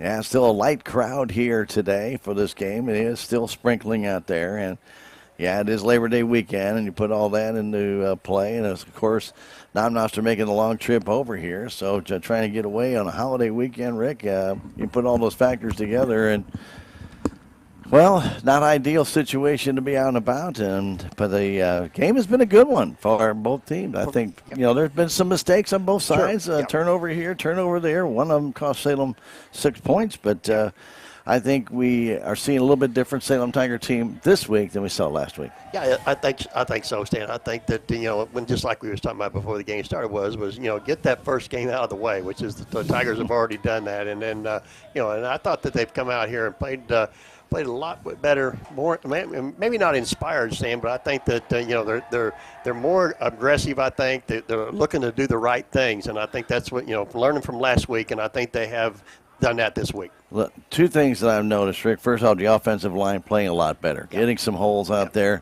heavy running, getting some good blocks. We saw a couple of great blocks running there. Du Bois able to get to the outside, got a good block downfield. A couple of big catches made in that first half by Campbell. Really helped out, and the Tigers on their drive. They got some assistance from some penalties. That's fine, too.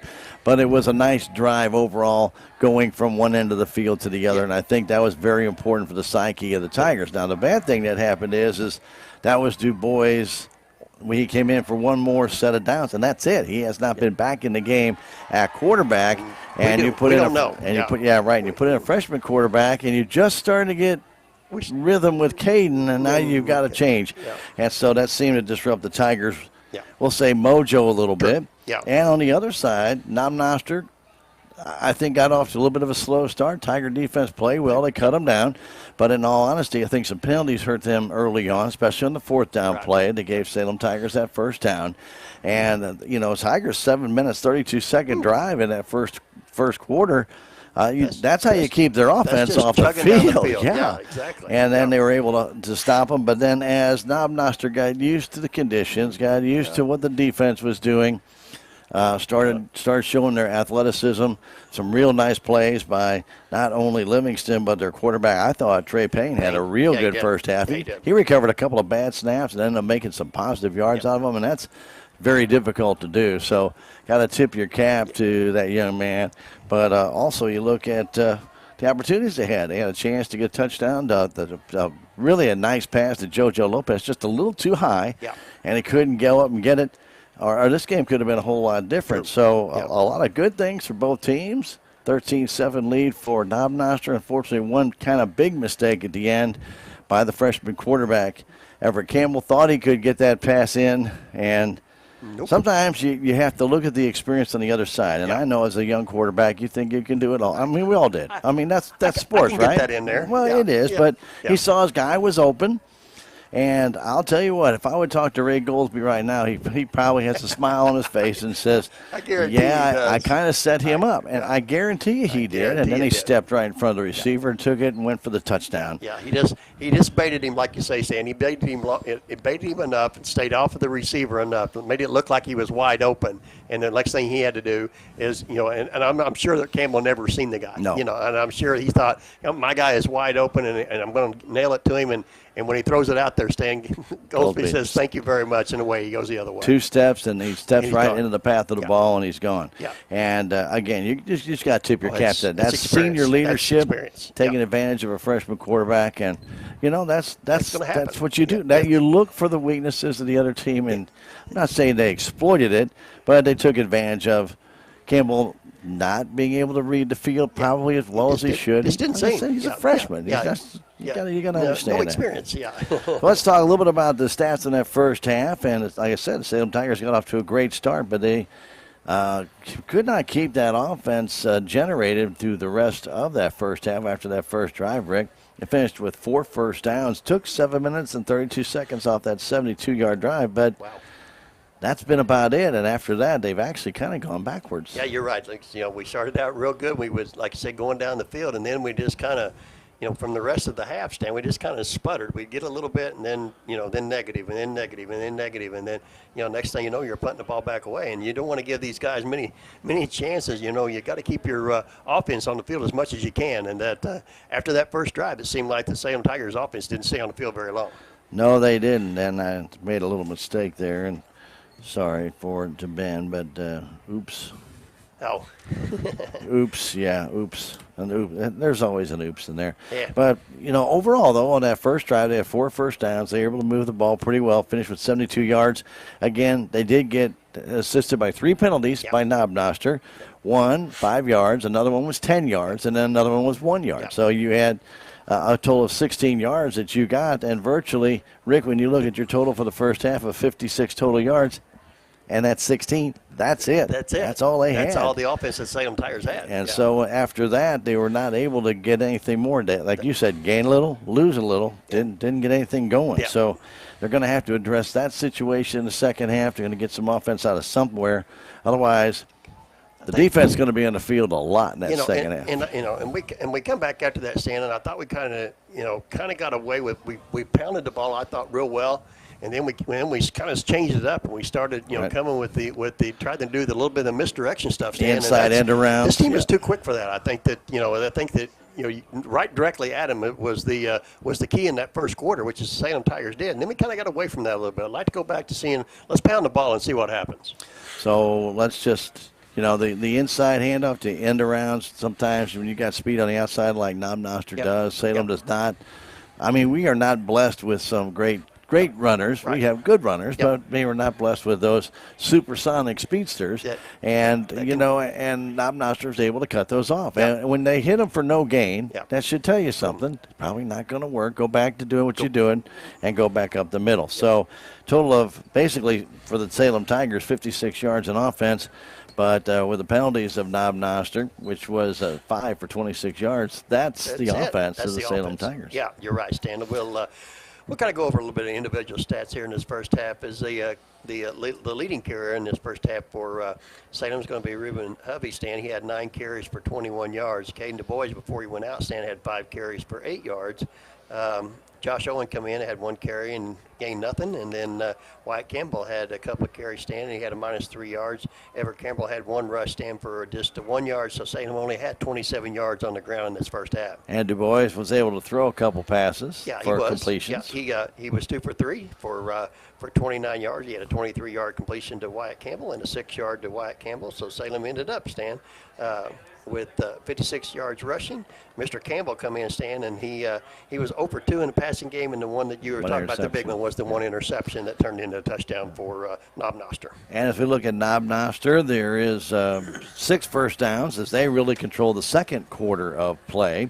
And when you look back at that, Rick, it's a tale of 2 quarters, really was, and that's not what we really saw. So they had 6 first downs.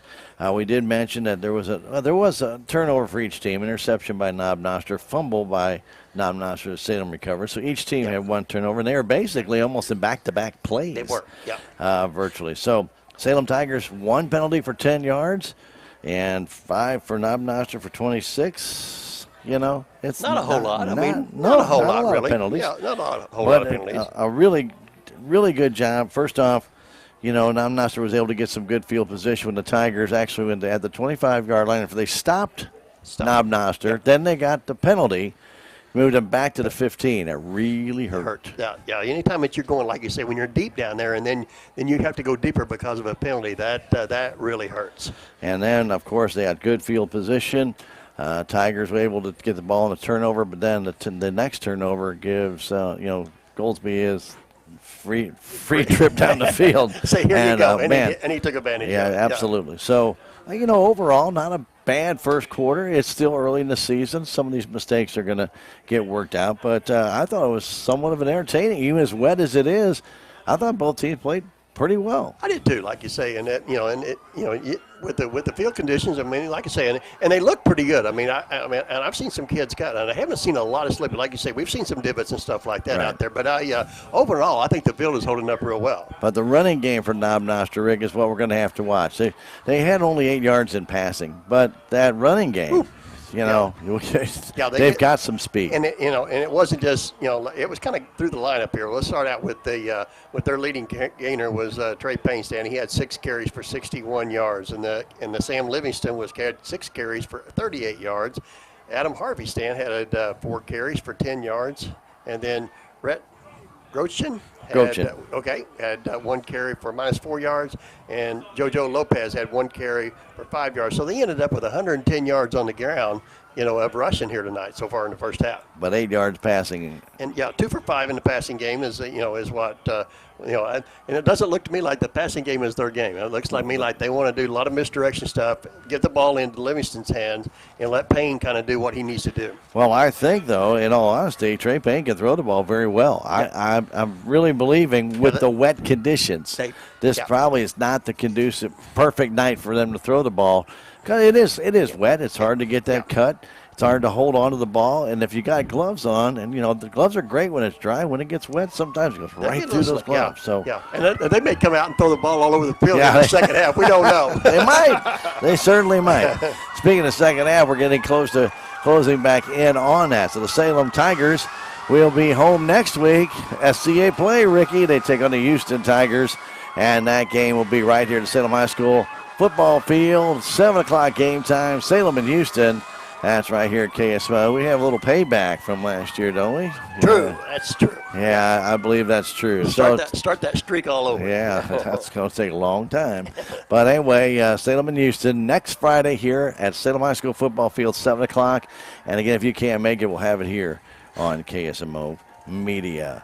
Right now, both teams getting back on the field. We have the second half coming your way in, about 4 minutes. And we're going to take a 2-minute break and come back and tell you about it. Last night, Missouri won last night over Louisiana Tech. How about that? Yeah, 52-24. So good job for them to get their season started out. Now they'll be off this weekend, and then they'll be back in action at Kansas State next Saturday. Not this Saturday, next Saturday. So, yeah, some good stuff going on. A lot of stuff going on right now. The Labor Day weekend, don't forget about the rodeo out at the Commons, guys. It's going to be Saturday night, Sunday night, 7:30 each evening. It's a great time. The weather should be fantastic, so check it out. And that will be out at the Commons Saturday night and Sunday night. We're going to take a 2-minute break and come back. Let's do the second half when we return. 13-7, Knob Noster on top. This is Tiger football on KSMO Media. This is Mike Elliott from Town & Country Insurance. As an independent agent, we shop many different companies, allowing us to find the best value for our clients. Town & Country Insurance has been serving South Central Missouri since 1963. We have offices in Salem, Rolla, Licking, and Mountain Grove, and would welcome an opportunity to show you what we can do for you. Stop by 400 West Scenic Rivers Boulevard, located inside the Town & Country Bank, or you can call our office at 729-6624. No matter what, every morning, farmers go to work, doing what needs done. The work is unforgiving. The days are long, real long. They nurture, they grow, they harvest. When the day is done, sell the fruits of your labor to your neighbors on Town Street. When I meet a new loan customer, I try to drop everything that I was working on prior to them coming in my office and focus directly on what their needs are at the time, whether it be a new car, their first house. I focus directly on what they are telling me and what they are needing. And it doesn't matter if it's a small $1,000 loan or a $200,000 house. I try to treat every client the same.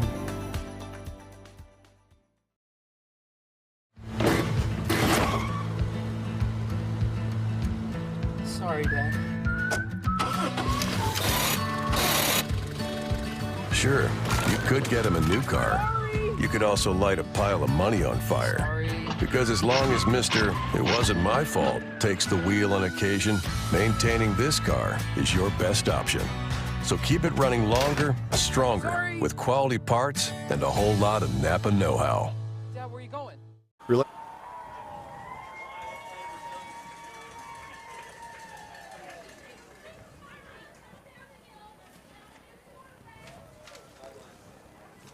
Getting ready to start the second half. Stan Stevens, Rick Hoyt with you here, 13-7, Knob Noster on top. We do want to remind everybody, if you didn't catch the Salem Lady Tiger volleyball match last night, good match against Sullivan. Lady Eagles just a smidge better. Boy, they got Macy Noley. You talk about a great server. Rick, she served 17 straight points in Game 3. Wow. And the Lady Eagles got off to an 18-0. Lady Tigers battled back, got to 12 points out of it. But, boy, when you watch a girl serve like that, and I mean to tell you, I think on the total on the night, and I might have been off a point or two, but she had 28 serving points. Wow. That's amazing. That's amazing. Yeah, 28 serving points. Wow. So, yeah, and she could spin it, she could sink it, she could sail it. She could just change the pace of it, make it look like a knuckleball. I'm telling you what, that girl was amazing with her serve. But anyway, Salem did lose to Sullivan last night. They're 1-2 in the year, but they'll be home to face the Eminence Lady Red Wings Tuesday. And we'll have it right here on KSMO Media, on the FM, the AM, as well as Facebook, YouTube, and on Twitch. And we hope you'll watch it or listen in or actually come to the gym and watch our Lady Tigers. They're pretty exciting. Coach Barnes has them playing some really good ball, so check that out. Okay. Stokes ready to kick it off. We're ready to start the second half. 13-7, Knob Noster. It's a short kick, and it comes down right around the 35, 36-yard line. And bringing that ball back for Knob Noster, number 35, Carter Boulay. They have good field position at about the 42. I'm not sure if Stokes lost. Maybe he slipped a little bit. That ball kind of went on the side of his foot. Yeah, it looked like you said. I mean, he could have, his plant foot kind of may have slid a little bit, Stan. Yeah. That caused him to kick it off. Yeah. Back to offense goes the white-clad Panthers. And actually, the uniforms have stayed pretty white. I'm impressed. Yeah. Trey Payne, their quarterback. Had to get the tee off the field. There it goes. Well, you do have to kind of remove that. It is in the way out there. It could be, yeah.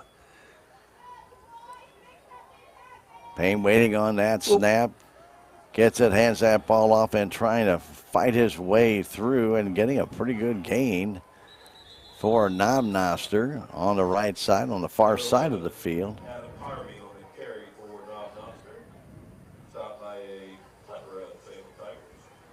Wearing number 11, and that is Adam Harvey.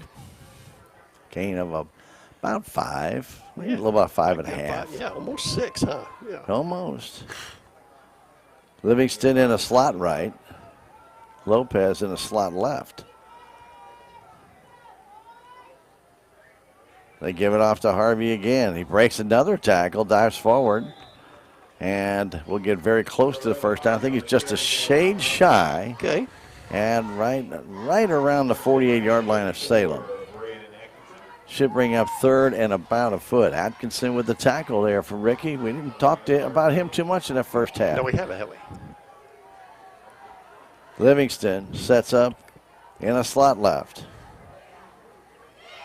Third and about a foot. They give it off to Harvey again. Big hole. Harvey up the middle and gets the first down to about the, I want to say 34-yard line. And a nice run right there of almost 11 yards and a first down. Well, he got a great jump out of that backfield. They had a big hole. Big hole. And Harvey exploited that one. Low snap. They give it to him again. What the heck? Why not? And up the middle, he'll gain a couple. Taken down by a number of Tigers. Finishing him off, though, number 54, Braden Atkinson. Second down, 8. Just underway here, third quarter, 10:15 to go, 13-7. Noster Panthers. Trips to the right side. And they hand it off again to Harvey. Harvey in the middle, turns his back and tries to drive, going backwards, and he'll pick up about 4, maybe 5. Atkinson on the bottom of that one again. He's helped out there by number 52, Lucas Smith. Goes still with that no huddle. Harvey's sitting there gasping for air. Time. He's bending over like, Hey, can we wait a take minute. a breath? Yeah, somebody else run this one. Nope. Low snap, Yeah, and there Payne keeps it Oh, himself, nice but job. he is hit Nice from job. behind and taken down in the backfield. Tigers got through there. Nice job by the Salem Tigers. There's Atkinson. He got back there for that loss. A heck of a play by Braden Atkinson to read that. He shot the gap, and he was back there in a hurry. Smith checking out. He was in on a tackle before that. 4th down and 4. Diaz wide to the right side. Lopez in that slot. Livingston in the slot there as well. Low snap, wants to throw it, throws it out to Livingston. He's got it. Du Bois out there, can't tackle him, and he's going to get the first down. Not by much. He'll get down to about the 21-yard line, a gain of about 7. They needed 4. When he got it and turned the corner, had Du Bois been able to pull him down, Rick, they would have had him. Yeah, I think he would have had him short, wouldn't he? Yep. He just couldn't get him down. Panthers at the Tiger 21-yard line. 1st and 10. Back to throw is Payne. Flips out for a little screen pass to Livingston. He's taken down right away. Good recovery by the Salem Tigers right there. Looks like that, I believe, for Salem Tigers making that tackle was Ruben Hovey. Okay. They're on the far hash mark with 8 minutes to go here in this third quarter, 13-7. Gain of about 2 out of all that. Payne, the low snap, wants to take it himself. Now backs out, trying to go around the corner, and Nice he's job. taken down. No gain there. Hovey got a piece of him there. He's slow in getting up. He turned him over. Ruben might actually have thrown him on himself and knocked his air out. Kind of twisted around there, didn't he? Loss of 2, Rick, actually back to the original line of scrimmage, 3rd and 10. Yeah, I was surprised Payne backed up. Again, not the thing you want to do behind the line of scrimmage. Flip the handoff to Lopez, trying to turn that corner, and he is upended on an arm tackle by number 5, Hayden Ragsdale. But he gets a nice gain down to about the 12-yard line. Wow, he got a good spot out of that, Stan. Yeah. Wow. Very close to the first down, a gain of 9. Wow. Well, he was able to keep his balance and used his arm, Rick. He didn't go down until the ball actually hit on his chest. So he did a good job of extending that out. 4th and 1. Payne has it, gets that off to Harvey. Harvey turns the corner. He's got the first down and more. Tigers had a chance to get him behind the line of scrimmage. Josh Owen could have taken him down, Rick, but he escaped that tackle, picks up 4, and it's 1st and goal from the 7. Well, they had him, Stan.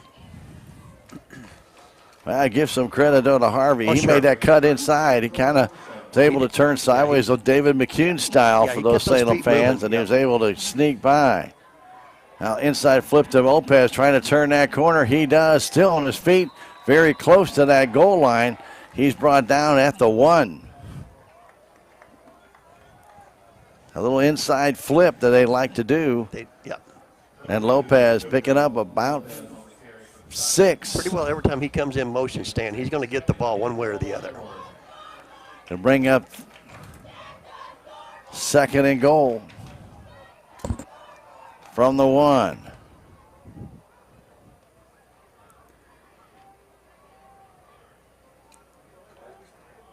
Payne, the snap, he wants to take it himself, trying to go up the middle of the field. He does, he's in for the touchdown. Payne takes it in after being able to break 2 tackles. A 1-yard touchdown run by Payne. And Noster increases their lead to 19-7. Good drive, Stan. That was a good drive, wow. Rick. Man, they put one together there. A little bit of running, a little bit of throwing. Some missed tackles on the Salem side, though. Hurt them. Yeah, that hurt them. A couple of opportunities. I think the Du Bois miss over there where he got him around the shoulders, but he couldn't pull him down. Yep. So they're going to go for 2 here after the missed extra point last time. Payne has it. He's got a lot of room out there. He's going to take it himself. And a flag goes down inside, Rick. That might be holding. Looked like one of the Tiger players was trying to get to him and got impeded. Yep. Let's see if that is the call. I was throwing it about the 1-yard line.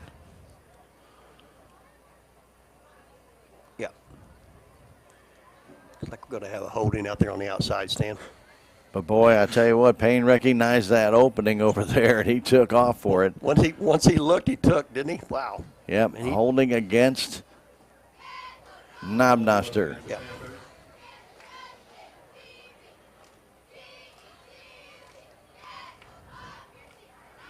That'll move the ball back to the 12.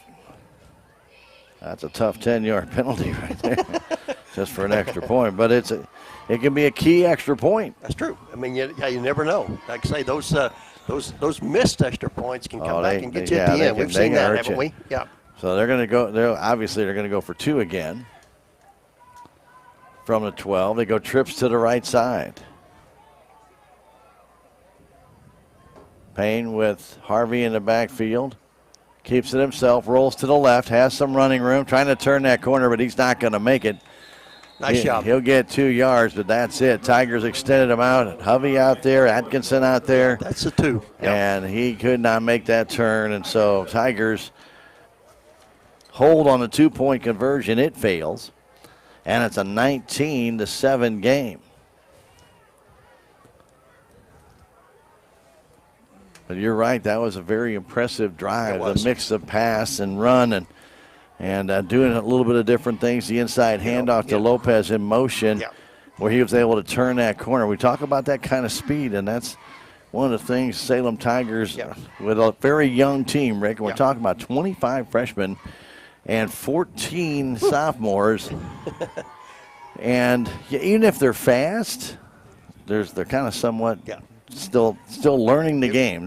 They don't read the game like that. And you got a guy like Lopez, even though he's a freshman as well. You know, he's just fast. You know, and if he has the offensive line in front of him that can open that block up, that's all he needs. But you take a guy like number 11, Adam Harvey, Stan, which is a junior. That we've seen that run after run after run after run in that drive right there, and finally he said, "Hey, let somebody else try this." Well, but when you have, and when they're doing 2x2s, and you got a guy like Diaz out there as a senior, he can come in there and he knows where to stand to kind of divert that defense away from that guy coming through. So a lot of good plays by the upperclassmen that no, you don't get the recognition that you probably should, but it's part of what you have to do as a team to win. That's right. Yeah, whatever it takes. Yeah, exactly. So you got to compliment those guys, and they do their job. And when they do their job, they get the yardage, they get the first down. True. All right, so here we go. Tigers offense hopefully can figure something out as Cortez Soto comes on. The Panthers took that first drive of this second half and went down the field as Campbell picks it up at the 11. Campbell by one man, trying to scoot to the middle. Not much room there, and he'll get to the 24-yard line. So 1st and 10.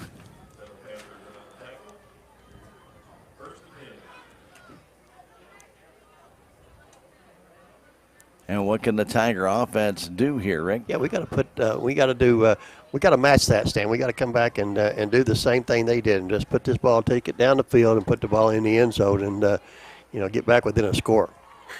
Third quarter, a 6-minute, 25-second drive, Rick, just like Salem did in the first quarter. Pretty impressive. Yep. All right. What can this offense do? Yeah.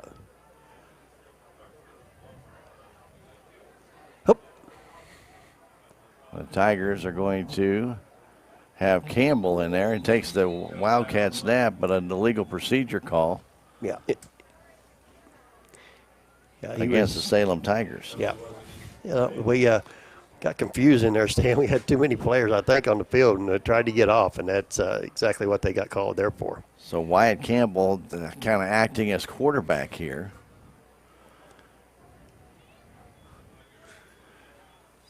He is kind of like the emergency quarterback on the depth chart. Yeah.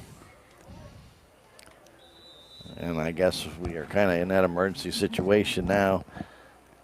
You don't want to mess up a youngster like Everett after that touchdown. Interception return. Campbell has it. Hang that ball off to Owen, and Josh will take it up the field for a few yards, but another flag down. Again, this is going to be procedure. Yep, it's going to be a false start on the Salem Tigers. Again, you got a new guy in there, Rick, and that's always the problem. Well, like you say, he's barking out new signals, and they're not used to that, that signal caller, and that, they got to really listen. Don't really know what the Du Bois situation is. He did play defense. He did play defense, yeah. So it might be a hand injury where he cannot hold on to the ball. True.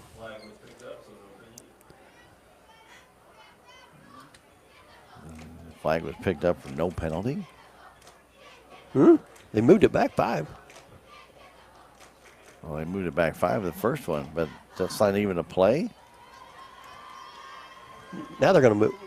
I don't know what they're going to do, Stan. I don't have any idea what they're doing, Rick. You tell me. I don't know what they're doing.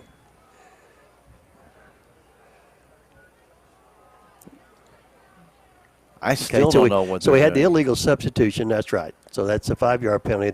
So now they're going to do the other 5, and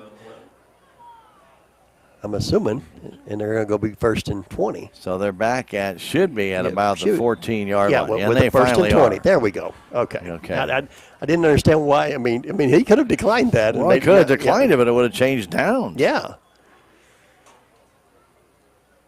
Campbell under center, flips it back outside to Owens, and a gain of maybe 3-4 yards. Okay. for not being a quarterback very often, that's a pretty good pitch by Wyatt. He said, here, you take it. Yeah. Going to be second down. It's still about 17, though. Okay. Tigers are going to have to get some big chunks here Yeah, somehow. somehow. 2 back-to-back penalties. Put it first and 20. You can't get 3 or 4 yards at a crack now and try and get that first down. So you need some big plays. Unfortunately, maybe probably your better throwing quarterback's not in there. Campbell's back there along with Owen. And another flag goes down.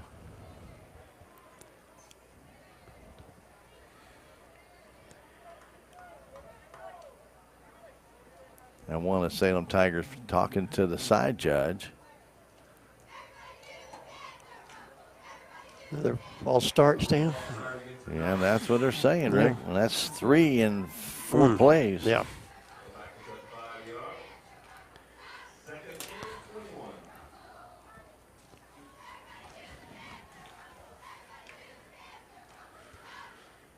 Well, the thing about this is, Rick, even if they can't make the first down, it's going to give Noster excellent field position. Exactly again. right. Yeah, we've got to get out of the hole here somehow. Now you're back inside the 15-yard line. Well, they didn't really move that. Not far enough, did they? Yeah. They didn't move it. It's still second and 20. Getting it is Campbell. Campbell fires it outside, and that ball is not caught. Brakefield is there. Couldn't see where the ball was. Rick thought he might have caught it. Yeah. Good defense by Noster, but that's an incomplete pass. Okay. Going to bring up third down and still 20.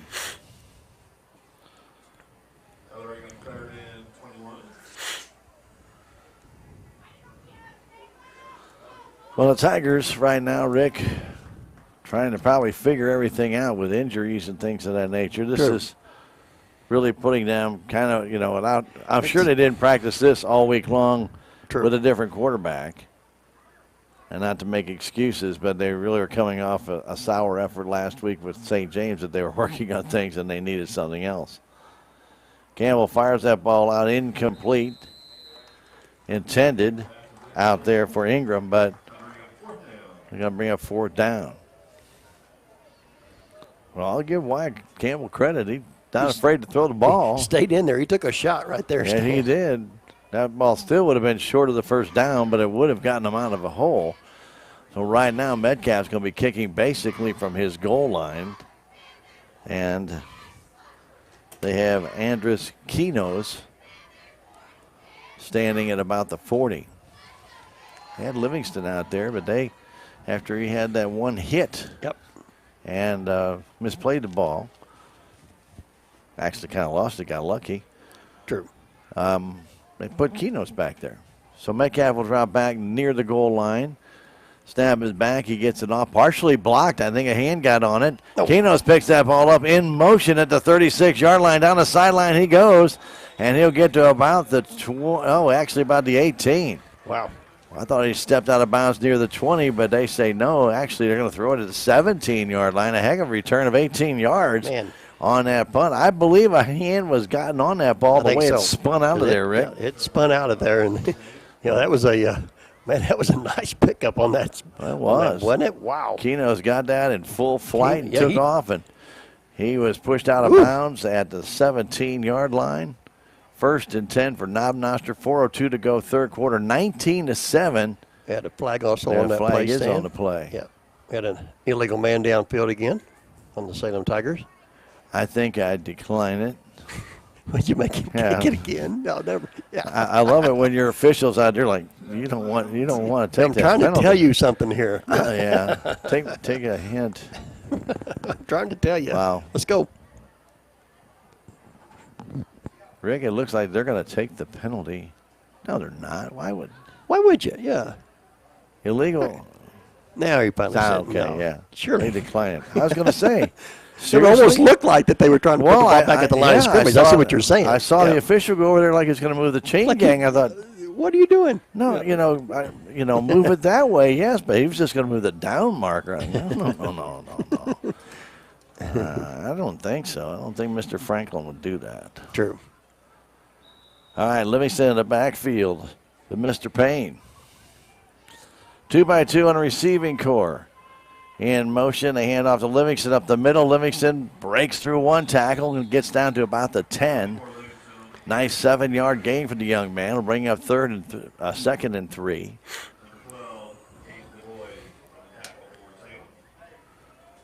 (19-7) our score with Noster on top. They took the lead in the first half, 13-7. They scored on their first possession here in the second half, and they are knocking on the door after the good punt return by Kinos, after the Tigers backed themselves up with penalties. Keeping the ball is Payne. Payne up the middle, still on his feet, gets the first down, and will get down to about the 5. Hubby's down, Stan. Yeah, Hubby's down.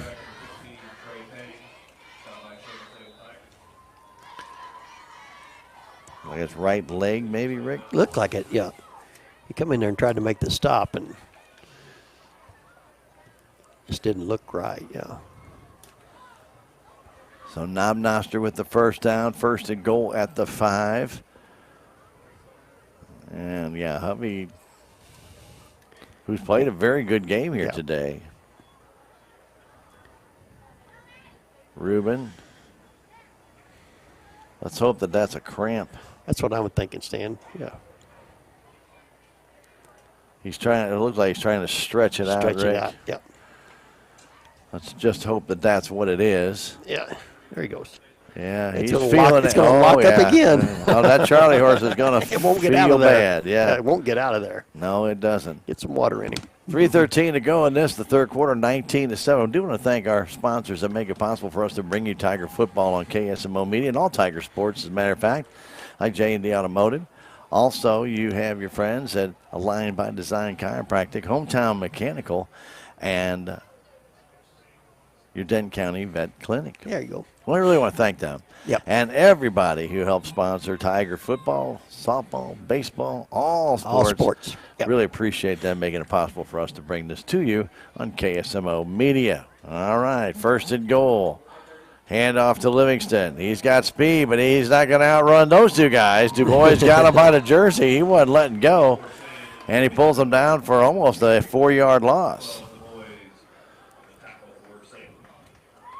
Wow, he keeps moving it up, Stan. Wow, wait a minute. 1 yard loss. Yeah. Wow. Well, closer to 2, actually. Put him near 7, but okay. Yeah, they took him down near the 9 and move it up a couple yards away. It's forward progress, Rick. Forward progress. I've seen that. Backwards. Bunch of guys in motion trying to confuse the Tigers. Well, yeah, 2 guys in motion at one time. That's not good. Yeah, but Payne has it. He's going to turn the corner, and he tries for the end zone. I think he's in, and he is. Flag down. Flag is down. That's a heck of a run by Payne to get to that corner and dive and hit the flag. Yeah. But a flag is down. I think in motion. Well, they had 2 guys in motion, Rick. Yeah. Can't do that. Why did it take so long? Why did the back judge have to throw that, Stan? Wow. But I don't know if that's the call.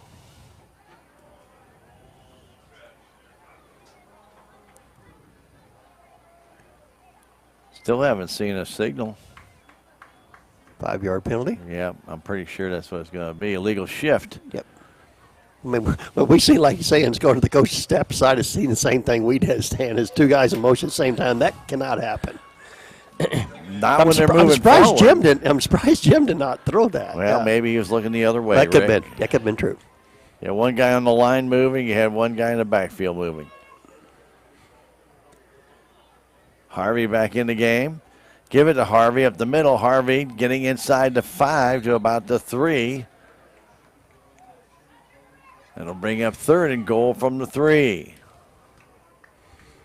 So after the loss by Livingston and then the penalty, gain of about 8 or 9. Okay. 1:44 to go, third quarter, 19-7, Noster. Payne keeps it himself. All kinds of room to the right side. He goes in for the touchdown. Payne in for the touchdown from 3 yards out, and that makes it 25-7. He seen the green out there on the side, didn't he, Stan? He just took off and got there as quick as he could. He faked that to Harvey, and when he did, the Tigers bit. Mm-hmm. And once he saw that green, like you said, the outside, it's the short side of the field, but boy, he had a lot of room. He had a lot of room to get and out he there. was able to get out there. Good job by Payne. He's read that play pretty well Yeah, he most of has. the night, so a lot of credit to the young man. Livingston in the backfield. No, it's not Livingston. Excuse me. They flip it out, and it is caught, but to no avail. A loss on the two-point conversion. Pass out there to Harvey, but it comes up short, and the Salem Tigers trail now by a score of 25-7 with still a minute and 29 left to go here in the third quarter. Well, not much offense here in the second half, Rick, and you got to give a lot of credit right now to the Panthers. They have actually marched down the field. That was a very short field for them anyway. Oh, yeah, true. You know, but in all honesty, they were able to march down the field to start this second half, and it looks like right now they're kind of getting their rhythm going to where the Tigers offense, obviously with the third quarterback of the night in, they are really struggling to find something. Well, you know, it was like the, in the first quarter, like you say, it would look like the Noster Panther stand was kind of feeling their way through that first quarter, and then once it turned into the second quarter, from the second quarter on to now into the third quarter, it's been a different. I've seen a different looking Noster team than we've seen in that first quarter. I have to agree wholeheartedly, and they've got a lot more confidence now in what they're doing. Yeah. Maybe had to get used. I don't know if they play on a turf field now. We can't. I don't know. We don't Yeah. know, but if they are not used to playing on natural grass, that takes a little bit, getting Right. used to. Yeah. But nonetheless, a little wetness out there, and still a sprinkle or two every now and then. Yeah. Kind of see it a little bit on the tents here in front of us. But they've scored 25 unanswered points after Salem took a 7-0 lead. And again, a little bit of the concern, though, is Caden DuBois not being able to play quarterback. He's playing defense. But he's not playing offense. So don't really know. Yep. Yeah, we don't know. We do know that this young man who's going to kick off can really kick if he wants, Cortez Soto. We do know that. True. And they have tried an onside kick, did not work. Doesn't look like they are now. Campbell's a deep man down the field. Soto really hasn't cut loose on a kickoff here. Nope. And this one's a little bit more of a line drive. Campbell watched he put that his one, knee but he down. had to put his knee down to field it, and that's it at the 18-yard line. So that's not what the Tigers wanted either. That ball kind of knuckled on him, didn't it? Yeah, it was when I kicked it, I seen it off his foot stand. It was like a spiral. Then it started weaving back and forth, and it kind of knuckled on Wyatt right at the end. So the Tigers offense back to the field. I'm not sure.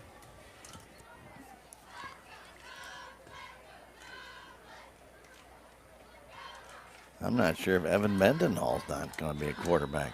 We're probably searching for somebody out there. I don't know. He came back there, and he's He's going to be the white out on this side, yes, Dan. He's kind of calling everybody back there. Come on, guys, let's go. Yep. It's going to be Wyatt, isn't it? Yep. It is. Wyatt Campbell. Josh Owen is the single setback. Trying to get something going on 1st and 10. Keeping it as Campbell, trying to get to the outside. Nice hole, and he's still on his feet, and then gets taken down after a gain of about 8. Right about the 25-yard line. The 9-yard gain should be 2nd and 1. They're going to put him down. Wow, Stan. Going to move him back. What? Going to put him back on the 25. Seriously? Yeah, seriously. Yeah, I know. I see it, but yeah, I know. That's not what I would call a good spot. True. They probably he definitely got 8. They gave 7, but he definitely got 8. Again, Campbell keeping it himself, turns to the outside. Nice move, and he does get that first down out across the 30 to 32. That's a gain of 7. But let's see where they mark him. Maybe. They actually put him down around the 31. Took another yard away from him. But it's still a first down. First down for the Salem Tigers since the first quarter. It comes with 28 seconds to go in this third quarter. Salem down by 18 points. That's 3 touchdowns, Rick. Sure. It's not inconceivable to see it could get done, but with the way the offense was working, not working real good. But right now, the last 2 runs by Campbell, Tigers are going to let the clock run out, I believe. I mean, it's exactly right on, so why not? So we played 3 quarters here at Salem. It's Noster Panthers 25, Salem Tigers 7. We're going to come right back in a minute. This is Tiger Football on KSMO Media. Relationships. It's not just being on a first-name basis. It's a partnership built on trust. This is Scott Ball, president of the Bank of Salem. Since 1883, the Bank of Salem has been serving our local community with a kind of personal service and professionalism that builds relationships. We've earned the trust of our customers with over a century of strength and stability, never once changing our name or compromising customer service. Stop by one of our 2 locations in Salem. Visit our website, the Bank of Salem, Equal Housing Lender, member FDIC. Duncan Family Chiropractic provides chiropractic care to everyone from newborn to elderly. Dr. Duncan treats wellness, sports injuries, chronic ear infections, pregnancy, and more. Ask Dr. Duncan about your full line of supplements, including Juice Plus and standard process supplements, as well as pain relief, BioFreeze products.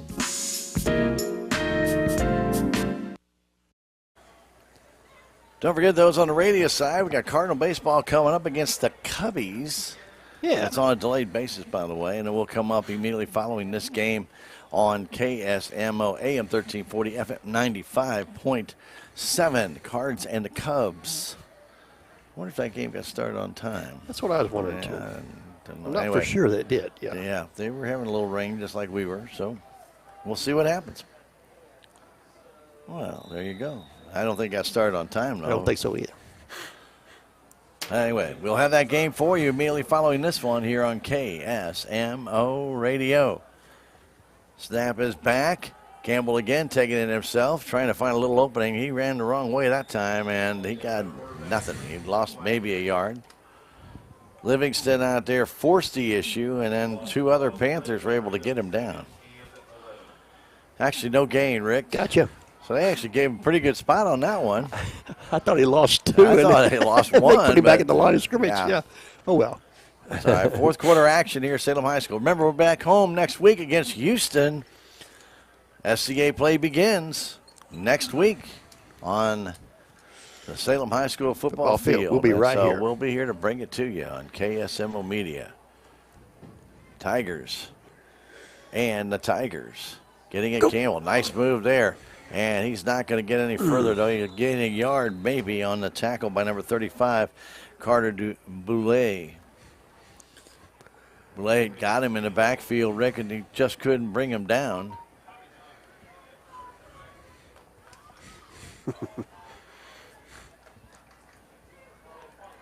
And a gain of maybe a yard.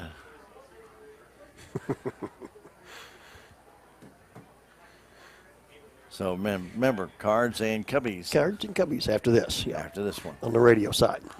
And then again tomorrow night, 5:20. Sunday, 12:20. And then the Nationals of Washington come. And the Cardinals with that 6-game lead over Milwaukee. Yeah. In the I formation. And a flag goes down. Side judge called it. False start. You know, Rick, this, and I don't mean this in any disrespect, but this right now, because of all the different players they have in there, it reminds me like an 8th grade football game. Exactly. I mean, it's you know, and it is hard to get anything going whenever whenever you're doing this and you're not even practicing this throughout the week. Oh no, I mean, yeah, you know, it's totally new to everybody on the field. And so I just don't even know how many different players with Griffith being out, you know, Hovey being a little cramped up a little bit. So you just don't know. The injuries and exactly. what's going. We don't know what the status is. Yeah, absolutely. Yeah, we don't know. Do know Tigers came out like a ball of fire Looked to good start for this it. game. Good. Yep. Metcalf wide to the left side, Brakefield out there as well. Campbell on a 3rd and 15. Ran into his own man, fires it down the middle of the field, and he has the man open, and he has it for the first down. Out to the 45-yard line. That's Caleb Ingram with that catch, Rick. All right. A nice catch of 18 yards and a first down for the Salem Tigers. That's a heck of a pass there by was. Wyatt Campbell. Ingram got his man to back off a little bit as he kind of tried to drive him deep and then came back up. He did. He was still in first down territory. And the pass right on the money by the left-handed throwing Campbell. Tigers again, 2 receivers to the left, 1 to the right. Owen the single setback. Snap is high. Campbell gets it, trying to get away. Does find some running room up to the middle of the field and is taken down from behind after a gain of about 7, maybe 8 yards. Wow. He's in Noster territory at about the 47-yard line, and that'll be a gain of 8, and it's 2nd and 2. Here we go. Well, he's stuck between two would-be tacklers. How did he get through there?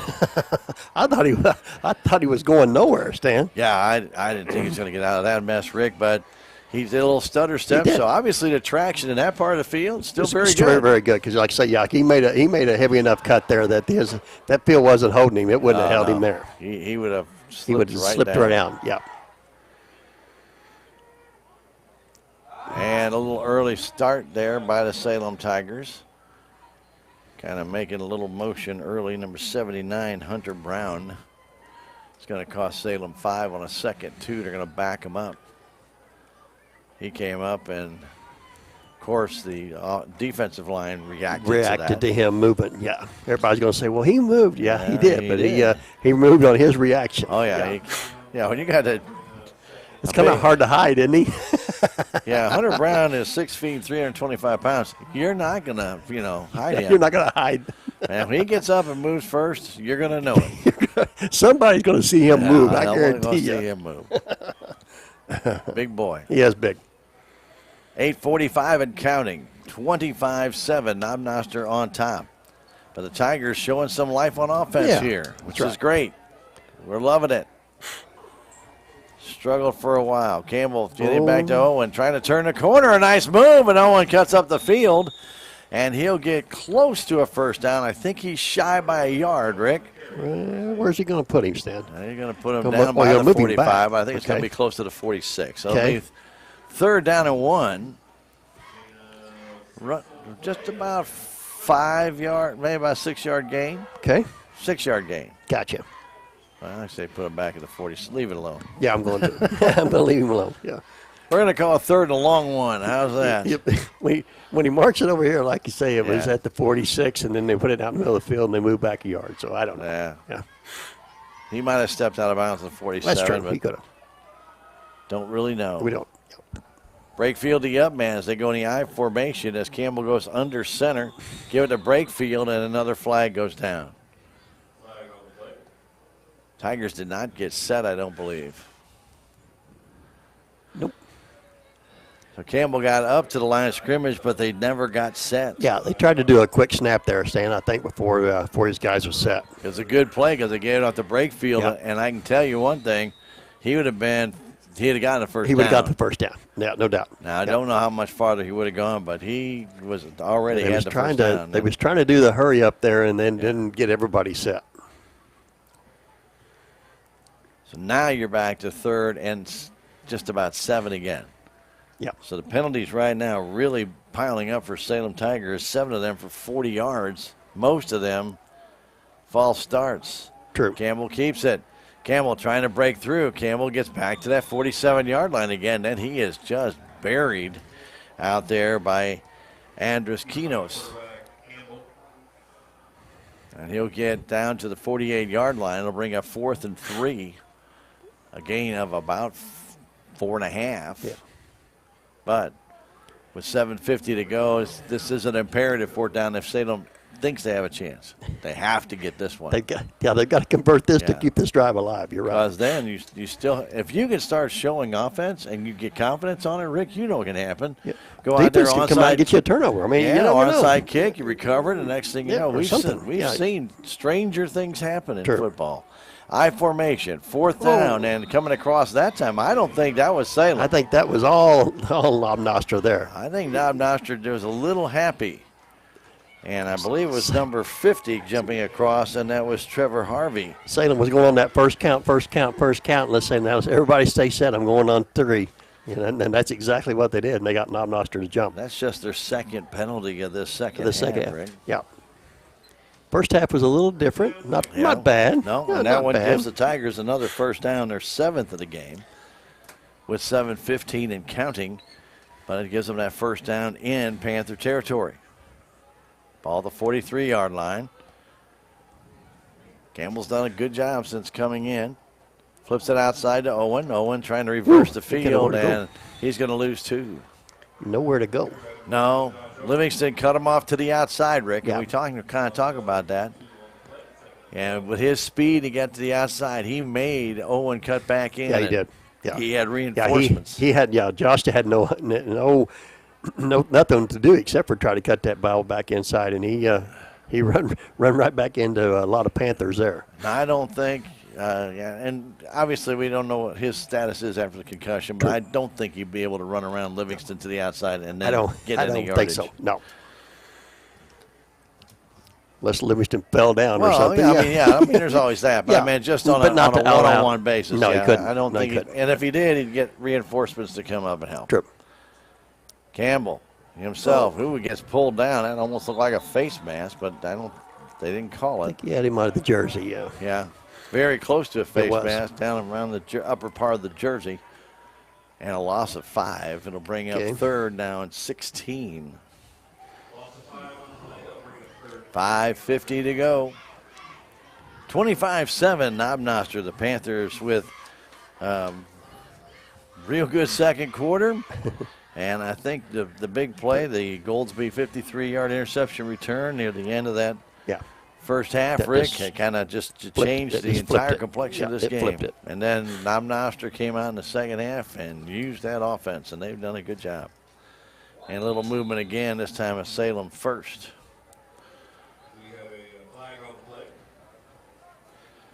Another 5-yard penalty on the Salem Tigers. Yep. And they're moving the wrong direction here after getting that first down. It was on the other side of the 50, Stan. Right now it's 3rd and 22. 5:25 and counting. So what was a very positive here just moments ago, Rick, has turned negative on 2 lost plays and then a penalty. Yep. Trips to the right side, and Campbell going that way. Wants to throw the ball, he does, and the ball is caught, brought down for a loss. Ingram then brings it down, a gain of 10, but it'll bring up 4th down and 12. Again, Campbell with a good pass. It was, wasn't it? Yep. Caleb nice Ingram catch. Went up and made a nice catch, but good defense by Noster right there. Yeah. So you weren't going to give any extra yards. No yards after the catch, and so that's a big play. So 4th down here, 4:35 and counting.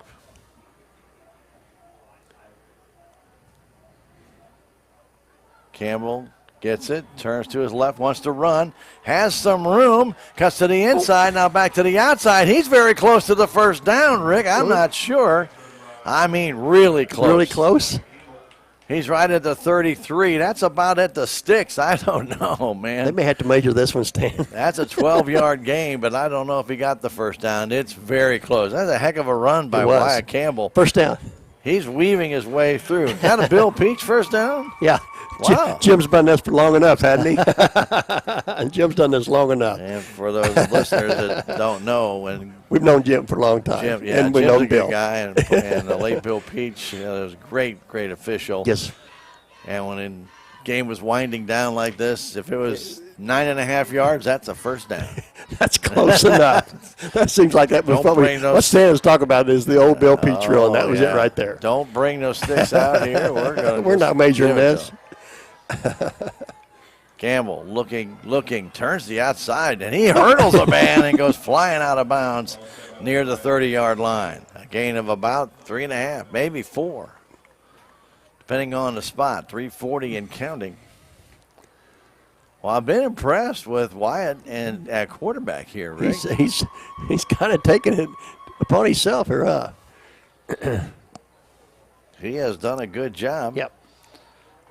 He's a junior, so he's got a little bit more experience. He's got a little experience, yeah.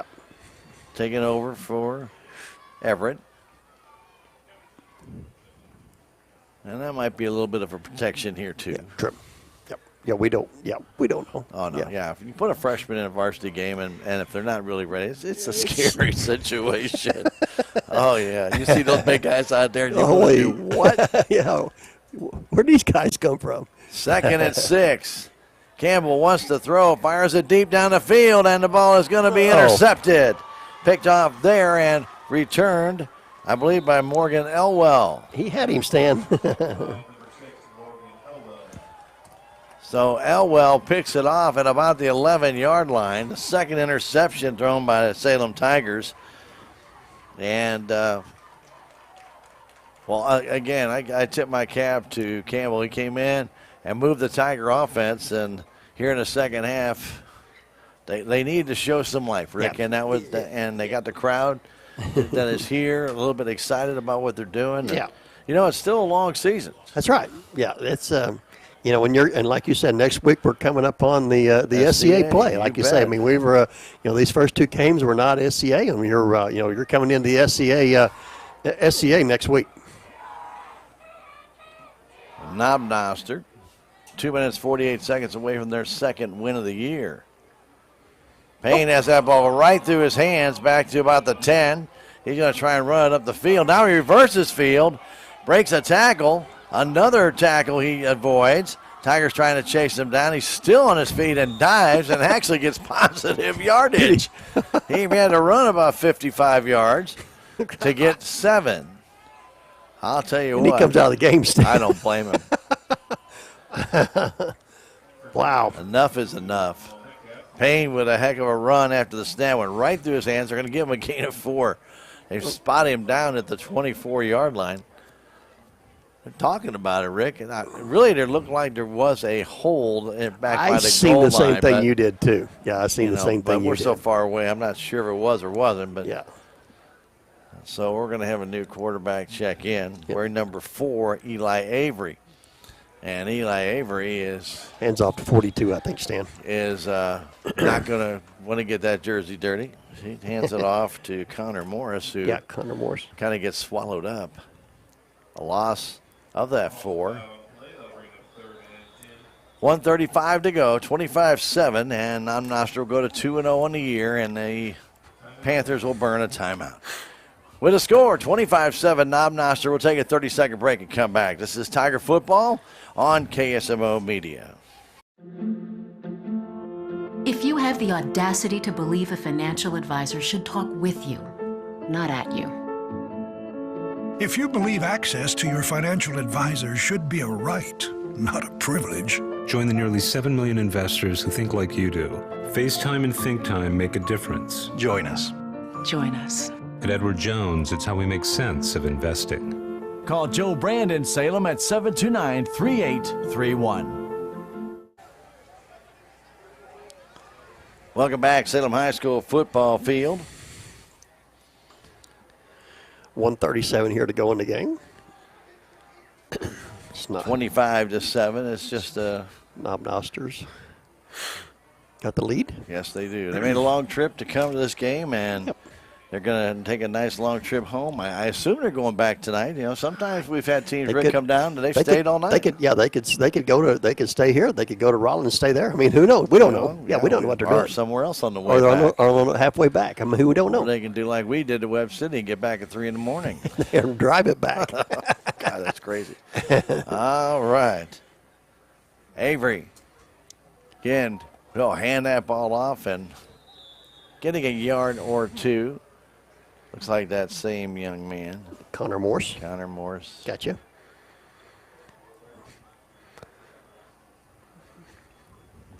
Well, he's doing the right thing. Yeah. Oh, wow. Well, yeah. Okay. Well, we did take as many this time. Yeah, we did. We can. But we will. We will. So the first team comes back in. They got a punt. They don't have to. No, they don't have to. They can say take a nay and give Salem the ball, but they're not going to do that. Well, I mean, if you run it right now, Rick, you're going to have, 35 seconds left. They got 7-6 on the play clock, counting down. They don't have enough. They're going to have to call timeout or Yeah. take the penalty here. Well, delay a game with 45 seconds to go, and that'll cost 5 more yards to Knob They Noster. still only have 8 players out there, Stan. It won't matter. They're playing 8-man. That's all right. That's all right. I like 8-man football. Yeah, there they goes, need to there get goes a some more. Now they got 9. 45 seconds left to go in this one. Salem and Houston matching up next Friday night. Don't forget that the volleyball Lady Tigers will take on Emmons Lady Red Wings. That'll be Tuesday at 5:30. It's a varsity match only, and we'll have it on KSMO Media. Coming back in the game really late was Andres Quinos. They just didn't have enough. Yeah. Snap is back. The punt. Drives it down. Salem calls a fair catch, running the other way, just letting it bounce and come to a stop at the 47-yard line. 1st and 10 for the Tigers. 36 seconds left. Salem falls to 0-2 and hosting Houston next week on Friday night. Well, don't forget, for those on the radio side, Cards Baseball coming up fairly quickly after the game. We got to take a couple of commercial breaks at that time, but we'll come back. And don't forget, Cardinal Baseball, Saturday evening, 5:20, Sunday afternoon, 12:20, and Monday afternoon, 2:20. They'll take on the Washington Nationals on Monday afternoon. And, of course, the Cubbies this weekend. Yep. 36 seconds remain. Salem Tigers on the field. On offense. Campbell with some grass stains on the shoulders. Turns, flips it back, trying to turn up the field and getting a good run for the Salem Tigers. Number 15, Samuel Henderson. He's a senior, but that's pretty well going to wrap it up for today's game. I'm pretty sure that's going to. Flag on the play, Stan. Oh, there is a flag down. Yes. Yep. What happened to my writing implement? Yep. Oh, there it is. You got it way over here. Yeah. The flag down in the backfield. Where are you going to mark it? Salem's coming up to the line. They haven't marked the ball down yet. That's going to go against Knob Noster. That's a big one, Stan. That's a 15 personal foul, some type. Knob Noster now 66 yards. So we're going to give it what, a 3-yard, two-yard gain, Stan? Gain, 3-yard gain for Sam. Yeah. Okay. Personal foul call. Okay. 1st down for Salem.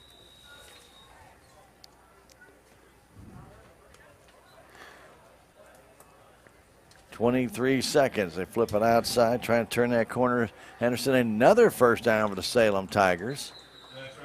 After a gain of 11 and a player down on the field.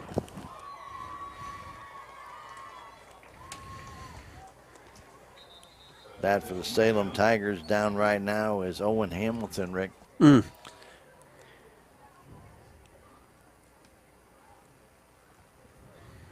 9 seconds remains in the game. Owen Hamilton on the field right now. While he is down, let's go ahead and take a 30-second break and come back. 25-7, Knob Noster back in 30 seconds. This is Tiger Football on KSMO Media. I am a Missouri Farm Bureau insurance agent, and I'm here to talk about life, your dreams, your work, your family, and how you can protect it all with a company that will talk to you with the honesty of a farmer and take care of you with the integrity of a neighbor. I'll make sure no detail is left uncovered so your family can breathe easy. Because just like you, I chose to build a life in Missouri too. I'm a Missouri Farm Bureau insurance agent, and I'm from Missouri for life. Welcome back, Salem High School baseball field. They're still attending baseball field. Football. Yeah. Bill Shugart Stadium. I'm thinking Cardinal baseball. Bill Shugart Stadium, and check out the new entrance to the field. They did a great job on that. Yep. And hope we're somewhere down this year. Hope to have Shu come by and talk a little bit about the dedication of this. It'll be a lot of fun, and nonetheless. But 9 seconds remain in this one. 25-7, Knob Noster. And they're still working on Owen Hamilton. Okay.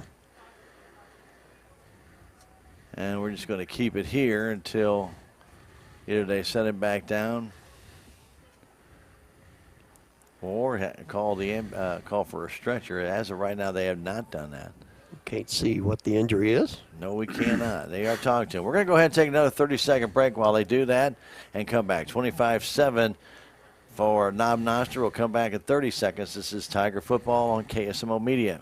There's a place for do-it-yourselfers with everything for your car or truck. There's end of summer savings at K&H Supply in Salem. Get Turtle Wax Ceramic Wash and Wax or Ceramic Spray Coating, $13.99 each. Rain-X 2-in-1 Glass Cleaner for $4.99 and Purple Power Hand Cleaner for $2.99. K&H Auto Supply, your Parts City Auto Parts store in Salem. Parts City. Yeah, Parts City. Parts City.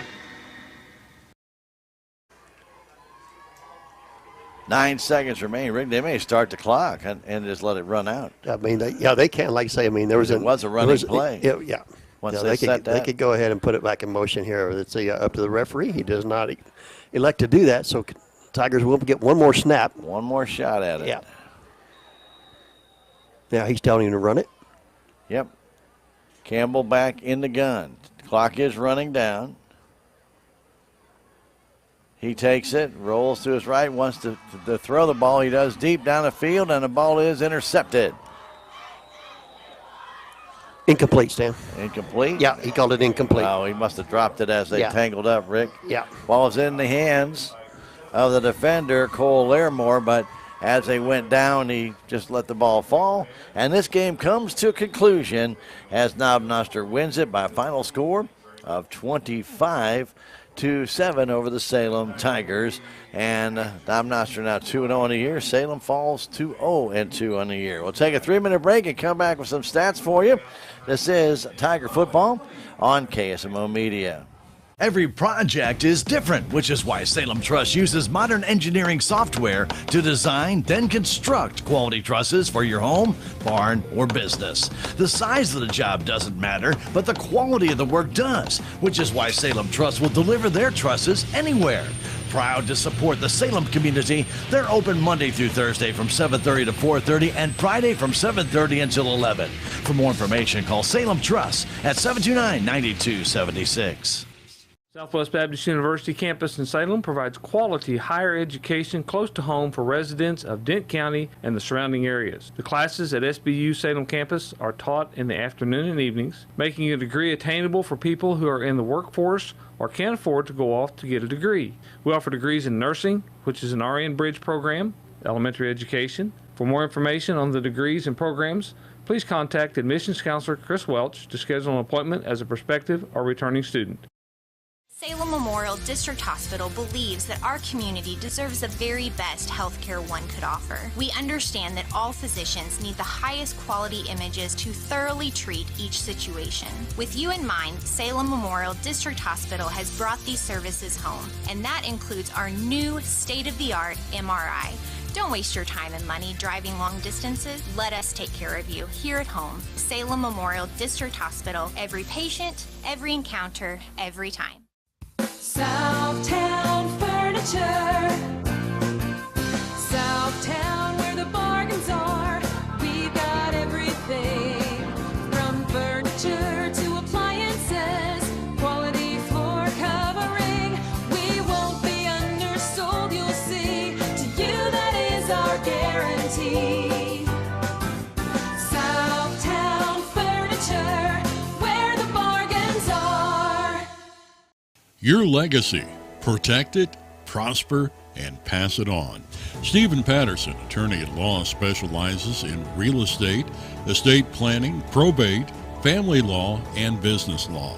A Salem native, Stephen Patterson provides comprehensive representation to clients throughout southern Missouri. If you need assistance, contact Stephen Patterson, attorney at law, at 573-453-2529.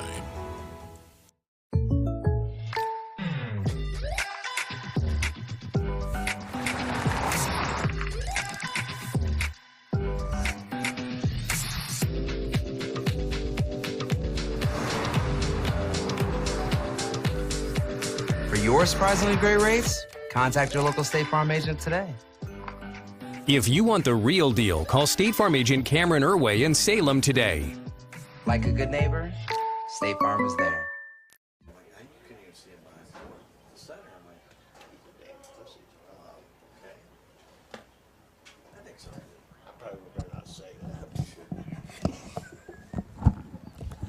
Welcome back, Salem High School football field tonight. Noster comes to town. They defeat the Salem Tigers 25-7.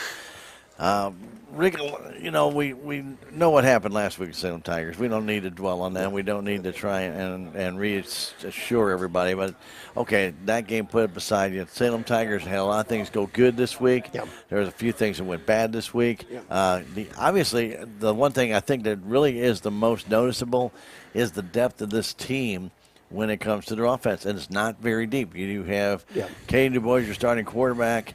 You had Everett Campbell come in. Wyatt Campbell finally took over. He's actually listed as the emergency quarterback, and I thought Wyatt did a really good job coming in. I thought he did an excellent job of coming in. But by that time, though, the game is almost out of hand already with Noster up by 18 points. You're not, without really a the problem with Brandon Wyatt is, and there's nothing wrong with Wyatt Campbell, don't get me wrong, he's a very good athlete, is that, just as Rick brought out during the broadcast, the cadence, the voice, the anticipation. You hear different sounds than you've heard. It's not there. And all of a sudden you're getting these penalties. And, Salem finishes with 66 yards in penalties. They had 1 for 10.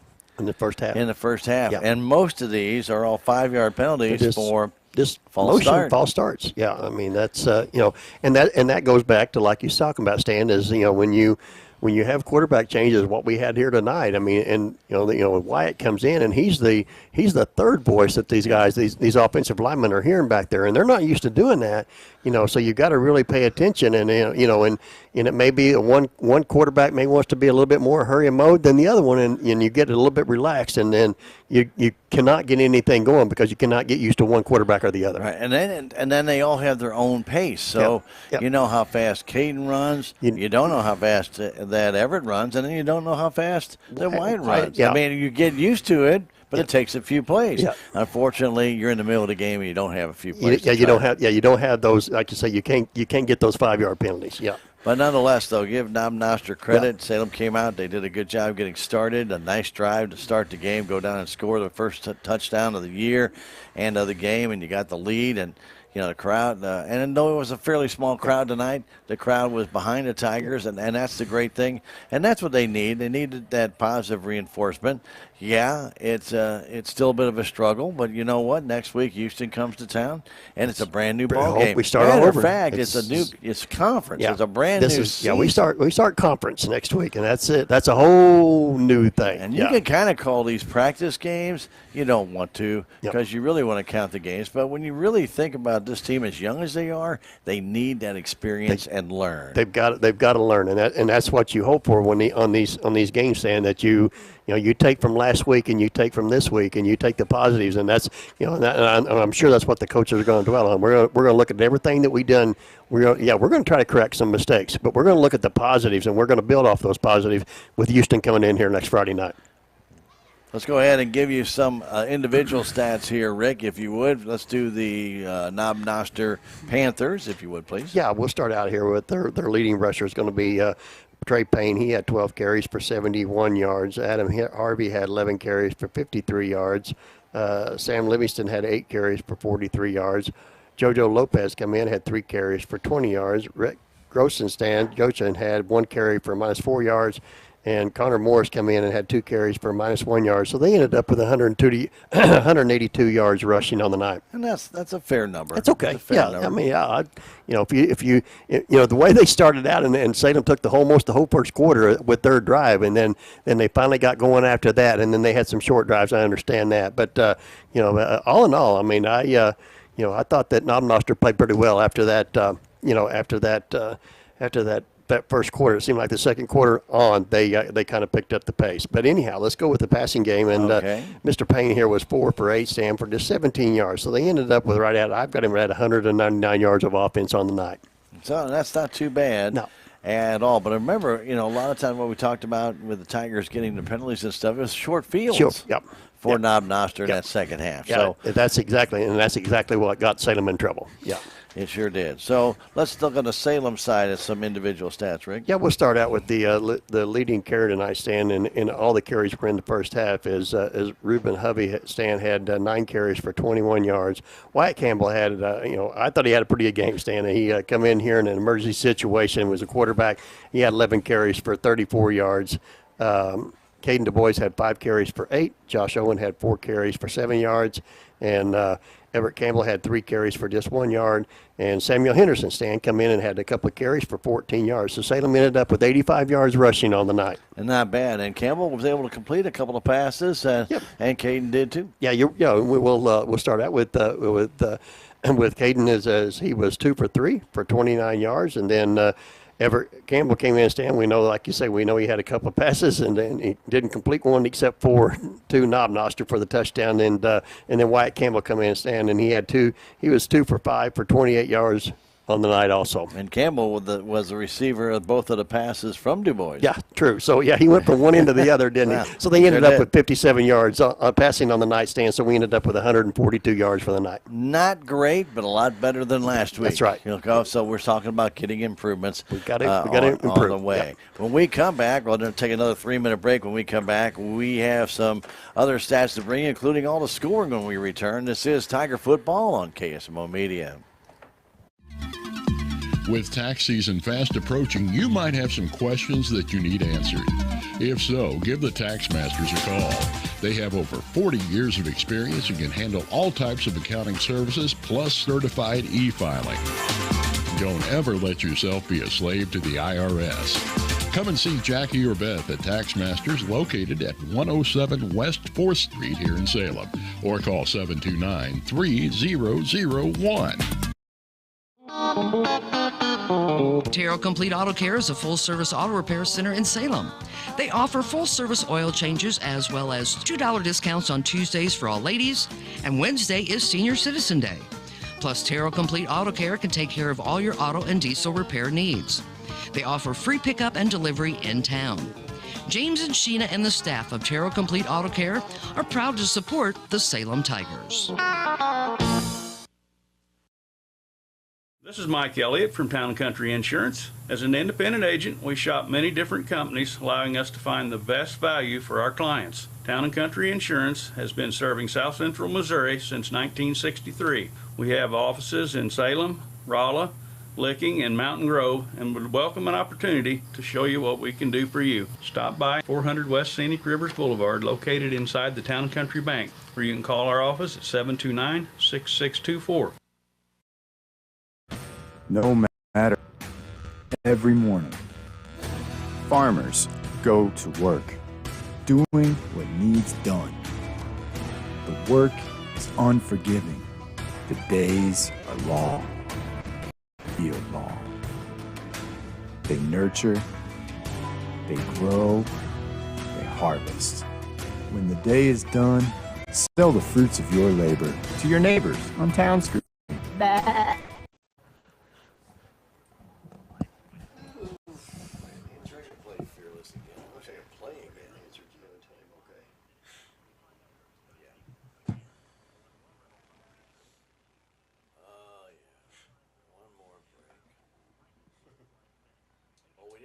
We didn't take that extra break at halftime. Oh, yeah, we didn't. Because we ran out last week. Sure. Way too short. Yeah.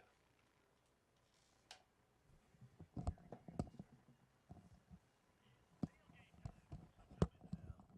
just now, if Houston's like typical Houston, this should be a pretty good game. That's true.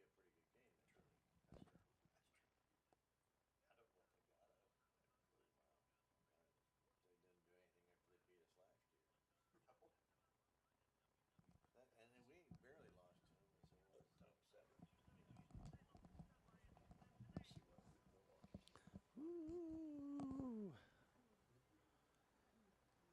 Back Salem High School football field.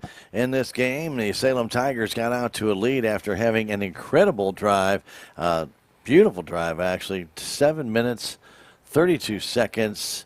We didn't get the number of plays in it, but it was a beautiful drive from their own 28-yard line. So you think, okay, we start out our own 28, and we walk down the field, take 7+ minutes off the clock, Rick, scored a touchdown as Du Bois goes in from a yard out, and with 4:28 left, you're thinking, this is looking good. Hey, yeah. And then the point after by Metcalf is good, 7-0, and it stayed that way. Then not only the rest of the first quarter, because then the defense actually came out and did a good job and got the stopped Noster. Tigers got the ball back, but then there's offense just kind of. Then we tried, as you mentioned earlier at halftime, we went to do something different, and when we did that, we've seen that before. Yep. You know, Tigers had great success, and all of a sudden they come in and they get a set of downs, and you have no idea why did they do that. Yep. You know, you look at it. I'm sure they're trying different things, but sure. It didn't work. And then all of a sudden, and all that momentum you just had from that drive. And I'm not saying it did go out, but with younger kids, sometimes they had the confidence in that big drive. But now, what we just did didn't work, and now we got to go back to the drawing board. You don't. Yeah. You just have to make some adjustments, Yeah. but it's hard to understand that. But as the second quarter moved on, Noster actually really started playing a lot better. Their offense started showing a few things, and they were able to go in. Livingston on a 5-yard run with 4:03 left to go in the half. Cortez Soto's point after tied it at 7-7. It looked like it was going to go that way at the halftime, Ricky. But then Caden Du Bois got injured. It was out as quarterback, and Tigers went to their second quarterback, which is Everett Campbell. But Everett's just a freshman, and I'm going to give a lot of credit to Mr. Goldsby, defensive back for Noster. I tell you what, he baited the young man. He thought he'd throw a pass out into the flat, and all Goldsby did was just wait for him to throw the ball, and then he took 2 steps forward, caught it, and went the other way.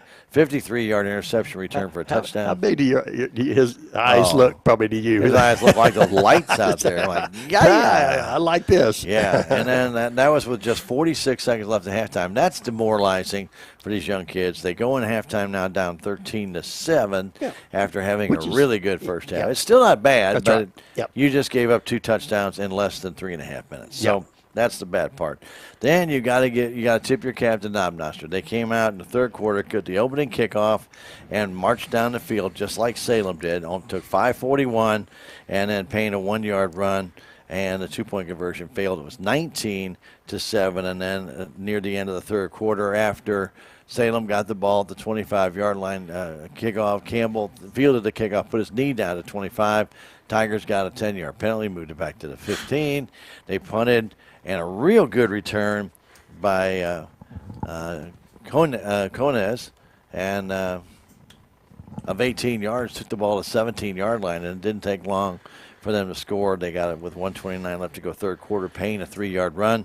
He had 2 touchdowns tonight. That was his second one. Point after, a 2-point conversion failed.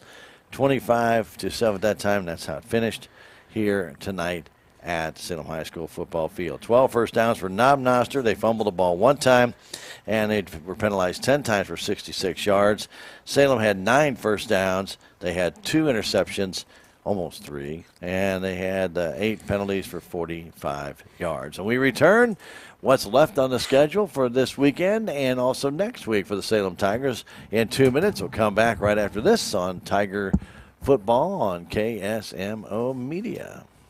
When I meet a new loan customer, I try to drop everything that I was working on prior to them coming in my office and focus directly on what their needs are at the time, whether it be a new car, their first house. I focus directly on what they are telling me and what they are needing. And it doesn't matter if it's a small $1,000 loan or a $200,000 house. I try to treat every client the same.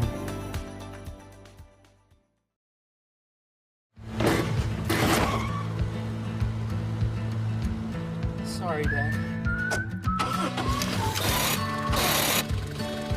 Sure, you could get him a new car. You could also light a pile of money on fire. Because as long as Mr. It wasn't my fault takes the wheel on occasion, maintaining this car is your best option. So keep it running longer, stronger, with quality parts and a whole lot of Napa know-how. Relationships. It's not just being on a first-name basis. It's a partnership built on trust. This is Scott Ball, president of the Bank of Salem. Since 1883, the Bank of Salem has been serving our local community with the kind of personal service and professionalism that builds relationships. We've earned the trust of our customers with over a century of strength and stability, never once changing our name or compromising customer service. Stop by one of our 2 locations in Salem. Visit our website, the Bank of Salem, Equal Housing Lender, member FDIC. Duncan Family Chiropractic provides chiropractic care to everyone from newborn to elderly. Dr. Duncan treats wellness, sports injuries, chronic ear infections, pregnancy, and more. Ask Dr. Duncan about your full line of supplements, including Juice Plus and standard processed supplements, as well as pain relief, BioFreeze products.